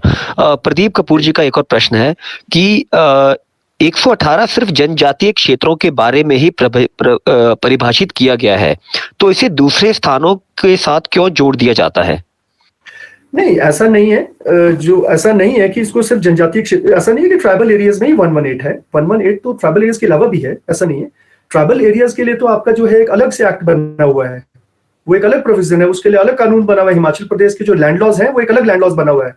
उसमें स्पेसिफिक मेंशन है कि ट्राइबल एरियाज में वही लोग लैंड लेंगे जो ट्राइबल एरियाज के हैं। ये स्पेसिफिक प्रोविजन है, बट वो 118 में नहीं है। उसके लिए अलग से लॉ बना हुआ है। There is a separate law, एक सेपरेट लॉ है। हिमाचल प्रदेश लैंड लॉज में एक सेपरेट लॉ है। लेकिन जो 118 ये तो HP tenancy and the land reforms act का है, 1972 का कानून है। ये दोनों अलग अलग कानून है। जनजातीय क्षेत्रों के लिए अलग लॉ है, और ये जो 118 है, ये HP tenancy and the land reforms act है 1972 का। और ऐसा नहीं है कि 1972 का only for the tribal areas है। नो, ऐसा नहीं है सर। सर राहुल कुमार तिवारी जी का एक प्रश्न है। Sir, the constitution we have follow is the 80% copy paste of British Raj constitution, which was presented to India in 1937, and this constitution has lot of flaws. This was made to take Indians as slave citizen. Isn't it time to change the complete constitution, as this constitution take about equality and then gives more power to some people in SC Act, or give more power in the name of minority? If a country is equal for everyone, why is there so much inequality? I think constitution need to be changed completely. It's like India leads to civil war. That is his right, point. जहां तक बात आई, राहुल कुमार तिवारी जैसा बोल रहे हैं, देखिए एक चीज सीधी सी बात है कि जो भी लॉ जो होता है, law is never static. Law कभी भी स्टैटिक नहीं रहता है। Law is for the society. जैसे जैसे सोसाइटी में चेंजेस आते हैं, law also grows, law also changes. आप ये देखिए कि लॉ जो है वो चेंज होता रहता है, सोसाइटी जैसे जैसे ग्रो करती है, जैसे सोसाइटी की रिक्वायरमेंट्स होती है, लॉ ऑल्सो नीड्स दी चेंजेस, और लॉ चेंज भी होता रहता है, बिकॉज स्टैटिक नहीं रहता, लॉ स्टैटिक नहीं रहता है। और हमारे कॉन्स्टिट्यूशन में भी स्पेसिफिक आर्टिकल 368 है जिसमें अमेंडमेंट के प्रोविजंस रखे गए हैं, और वक्त के साथ साथ से जो है अमेंडमेंट भी होती रहती हैं, and that keep on changing. Basic structure जो है बेसिकली वो एक अलग चीज है, और बेसिक स्ट्रक्चर जो है basically that is a rule of law. Rule of law तो बेसिकली बेसिक स्ट्रक्चर है, चाहे उसमें आपका इंडिपेंडेंस हो, चाहे सेकुलरिज्म हो, चाहे आपका इक्वालिटी हो, लिबर्टी हो, फ्रेटर्निटी, ये बेसिक स्ट्रक्चर है। बट इसके अलावा जो बाकी चेंजेस हैं दैट कीप ऑन गोइंग, वो तो चल ही रहे हैं आपकी डेट में। और जहां तक बात आपकी आती है कि law is equal for everyone, नहीं, ये मेरा व्यक्तिगत तो नहीं है, बट ऑनरेबल सुप्रीम कोर्ट ने हर चीज में कहा कि रूल ऑफ इक्वालिटी जो है बेसिकली वो तो अगर हम सबको इक्वल कर देंगे तो अपने आप में इनइक्वालिटी हो जाएगी। How is it possible? Rule of equality तभी पॉसिबल है, like should be treated like, like को लाइक जैसे ही ट्रीट करना चाहिए। तो रूल ऑफ इक्वालिटी एक जैसे प्रमोट कैसे हो जाएगी? तो रूल ऑफ इक्वालिटी तो अपने आप में बिगेस्ट वॉल्यूशन ऑफ इनइक्वालिटी हो जाएगा। सो जो आर्टिकल 14 है वो रूल ऑफ इक्वालिटी दिखता है, but basically that is a reasonable classification. Article 14 जो है, जो which promotes the rule of equality, जो आर्टिकल 14 रूल ऑफ इक्वालिटी की बात करता है, वो रूल ऑफ इक्वालिटी है नहीं। Article 14 permits the reasonable classification. Article 14 कहता है कि एक व्यक्ति को दूसरे व्यक्ति से क्लासिफाई किया जा सकता है, लेकिन वो क्लासिफिकेशन जो है वो रीजनेबल होनी चाहिए, उसके पीछे कोई ऑब्जेक्टिव होना चाहिए, कोई नेक्सस होना चाहिए, कोई ऑब्जेक्टिव फुलफिल होना चाहिए। अगर कोई ऐसा ऑब्जेक्टिव है जो वो फुलफिल कर रहा है, वो जो ऑब्जेक्टिव फुलफिल किया जा रहा है, तो ऑब्वियसली वो क्लासिफाई किया जा सकता है फ्रॉम वन। जैसे मान लीजिए, छोटा सा एग्जांपल लीजिए, हमारे संविधान का फंडामेंटल राइट है आर्टिकल 15(3), आर्टिकल 15(3) है, जो ये कहता है nothing can prevent the state from making special provisions for women and children, कि वुमेन एंड चिल्ड्रन के लिए स्पेशल प्रोविजंस बनाने से स्टेट को कोई रोक नहीं सकता। अब वो क्लासिफाई कर दिया कि चिल्ड्रन जो है बेसिकली उसको हम अलग रखें और दूसरे को अलग रखें। So obviously there can not be a uniform law. जैसे मान लीजिए एक बच्चा जो है 7 साल से नीचे है, उससे कोई क्राइम हो जाता है, और दूसरा व्यक्ति जो है वो समझदार है, वो मेजर है, वो 20-25 साल का, उससे कोई क्राइम हो जाता है। सो दोनों को इक्वेट नहीं किया जा रहा है। वो कहा जा रहा है कि 7 साल के नीचे के बच्चे को मालूम नहीं है, तो उसके लिए लॉ जो है वो अलग कर दिया कि उसको पनिशमेंट वैसा नहीं मिलेगा, उसको हम रिफॉर्म करेंगे, उसको जो है हम जुवेनाइल जस्टिस एक्ट के थ्रू जो है, लेकिन जो मेजर है उसको नहीं। सो उसको समझ नहीं है, तो इसलिए इक्वालिटी नहीं है। सिमिलरली जब आपने बात करी एससी एंड एसटी की, तो वहां पर भी जो प्रोविजन है वो हमारे संविधान का आर्टिकल 15(4) है, आर्टिकल 16(4) है, और 15 एंड 16(4) क्लासिफाई कर रहा है। तो क्लासिफिकेशन इज परमिसिबल, बशर्ते वो क्लासिफिकेशन रीजनेबल होनी चाहिए। अगर कोई क्लासिफिकेशन ऐसी है कि ये क्लासिफिकेशन सही या गलत है, वो डिपेंड करता है कि वो रीजनेबल होनी चाहिए। आपको प्रूव करना पड़ता है कि दिस क्लासिफिकेशन इज रीजनेबल। अगर आप साबित कर देते हैं कि अनरीजनेबल है, तो कोर्ट फिर उसको वॉयलेट कर देगा, कोर्ट उसको अनकॉन्स्टिट्यूशनल डिक्लेयर कर देगा। तो कोई भी क्लासिफिकेशन जो 2 ग्रुप्स में है, उसको उसका टेस्ट होता है reasonable classification, whether the classification reasonable और अनरीजनेबल। जी सर, बहुत बहुत धन्यवाद सर हमारे सभी प्रश्नों के उत्तर देने के लिए। अब हम कार्यक्रम के आखिरी पड़ाव की तरफ बढ़ते हुए मैं गुजारिश करूंगा मुकेश जी से कि वो आए और वोट ऑफ थैंक्स जो है वो उस आखिरी पड़ाव को कंप्लीट करें। सर बहुत बहुत धन्यवाद Lalit sir. Excuse me sir, मेरा एक क्वेश्चन था। नमस्कार सर। मैं जैसे बच्चों के साथ काम करती हूँ, तो यहाँ पे बच्चों का मैंने देखा है कि जैसे डाइवोर्स के केसेस चले होते हैं और मदर के साथ बच्चे हैं, बच्चों को उनकी मेंटेनेंस के केसेस हमारे चल रहे होते हैं कोर्ट्स में, लेकिन वो डेट पे डेट दे के वो बच्चों की एजुकेशन हैम्पर हो रही है, क्योंकि उनकी फीस स्कूल में नहीं जा रही है, बिकॉज ऑफ वो मेंटेनेंस का उनको मिल नहीं रही है, और मदर नॉन वर्किंग है।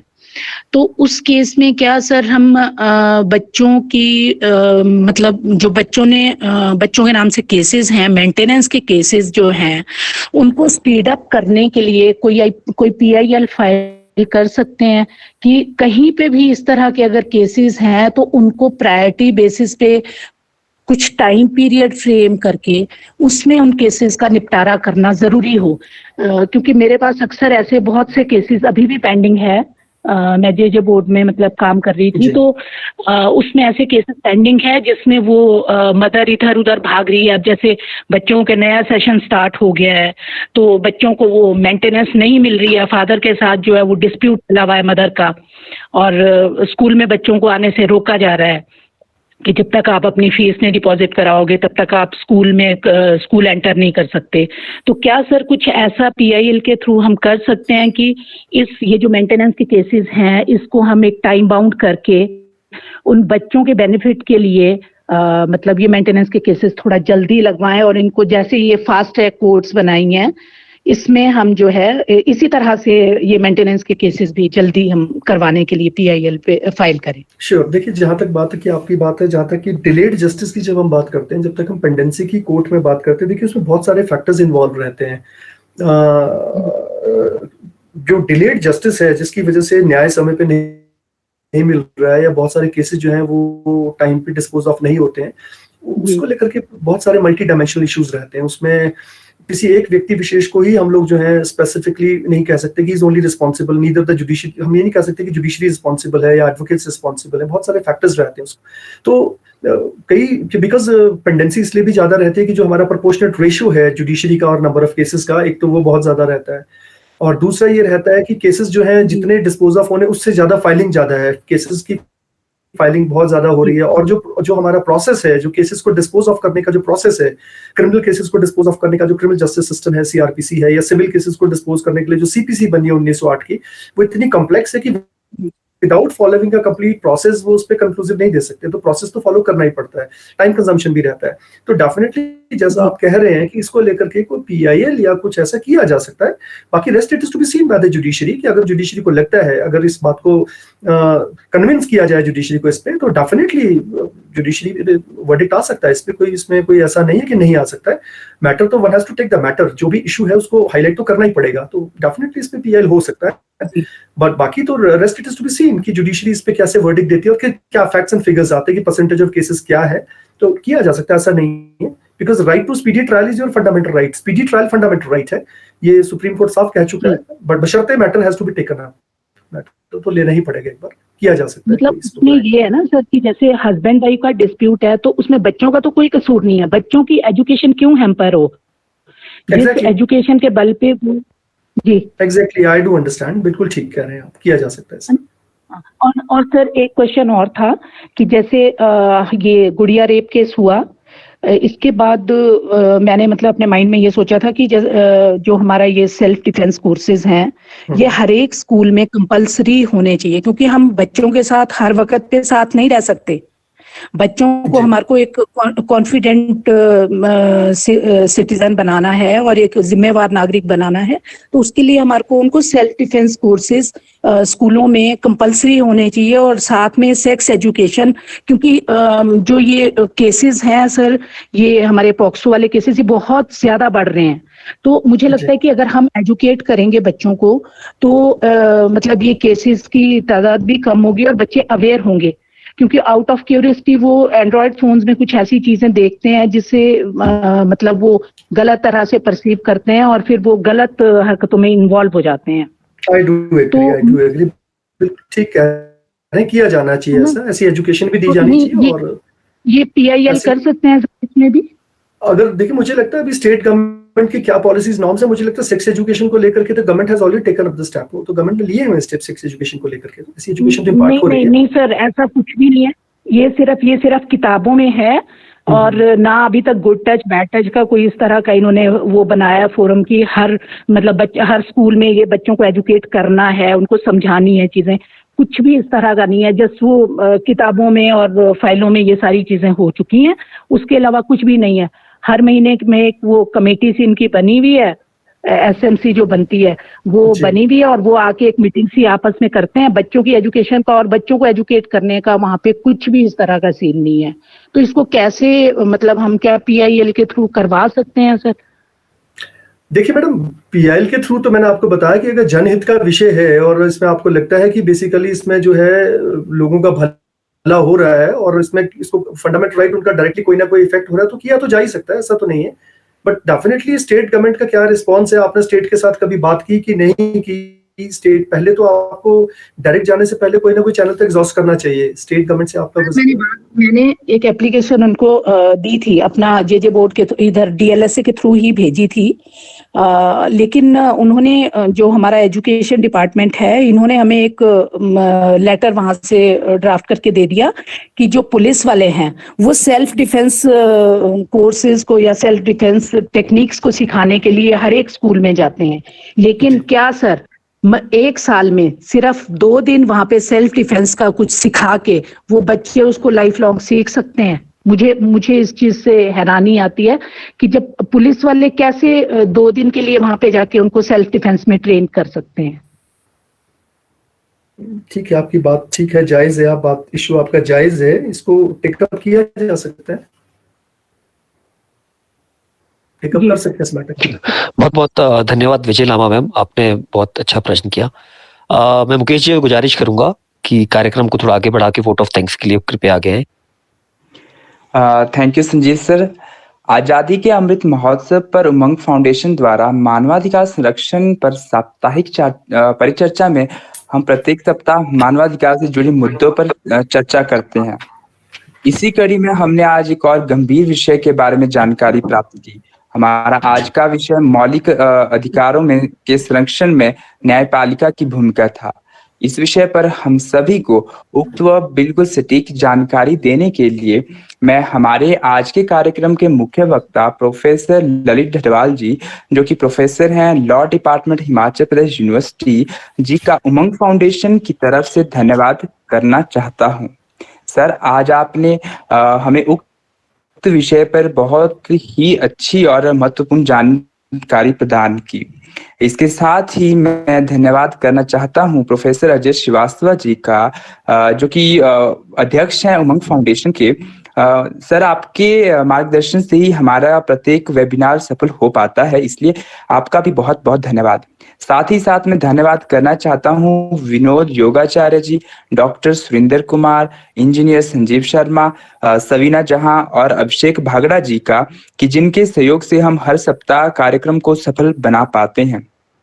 इसके अलावा मैं आभार व्यक्त करता हूं श्री उदय वर्मा जी का। आप हमारे वेबिनार के लिए हमारा टेक्निकल एवं सोशल मीडिया सपोर्ट प्रदान करते हैं। अंत में मैं धन्यवाद करना चाहता हूं वेबिनार में जुड़े हुए प्रत्येक प्रतिभागी का। आप प्रतियों मानवाधिकार के संरक्षण में मुहिम है का दिल की गहराई से धन्यवाद करता हूं। प्यार और आप हमारे साथ इसी तरह जुड़े रहेंगे। बहुत बहुत धन्यवाद। Thank you so much. Thank you.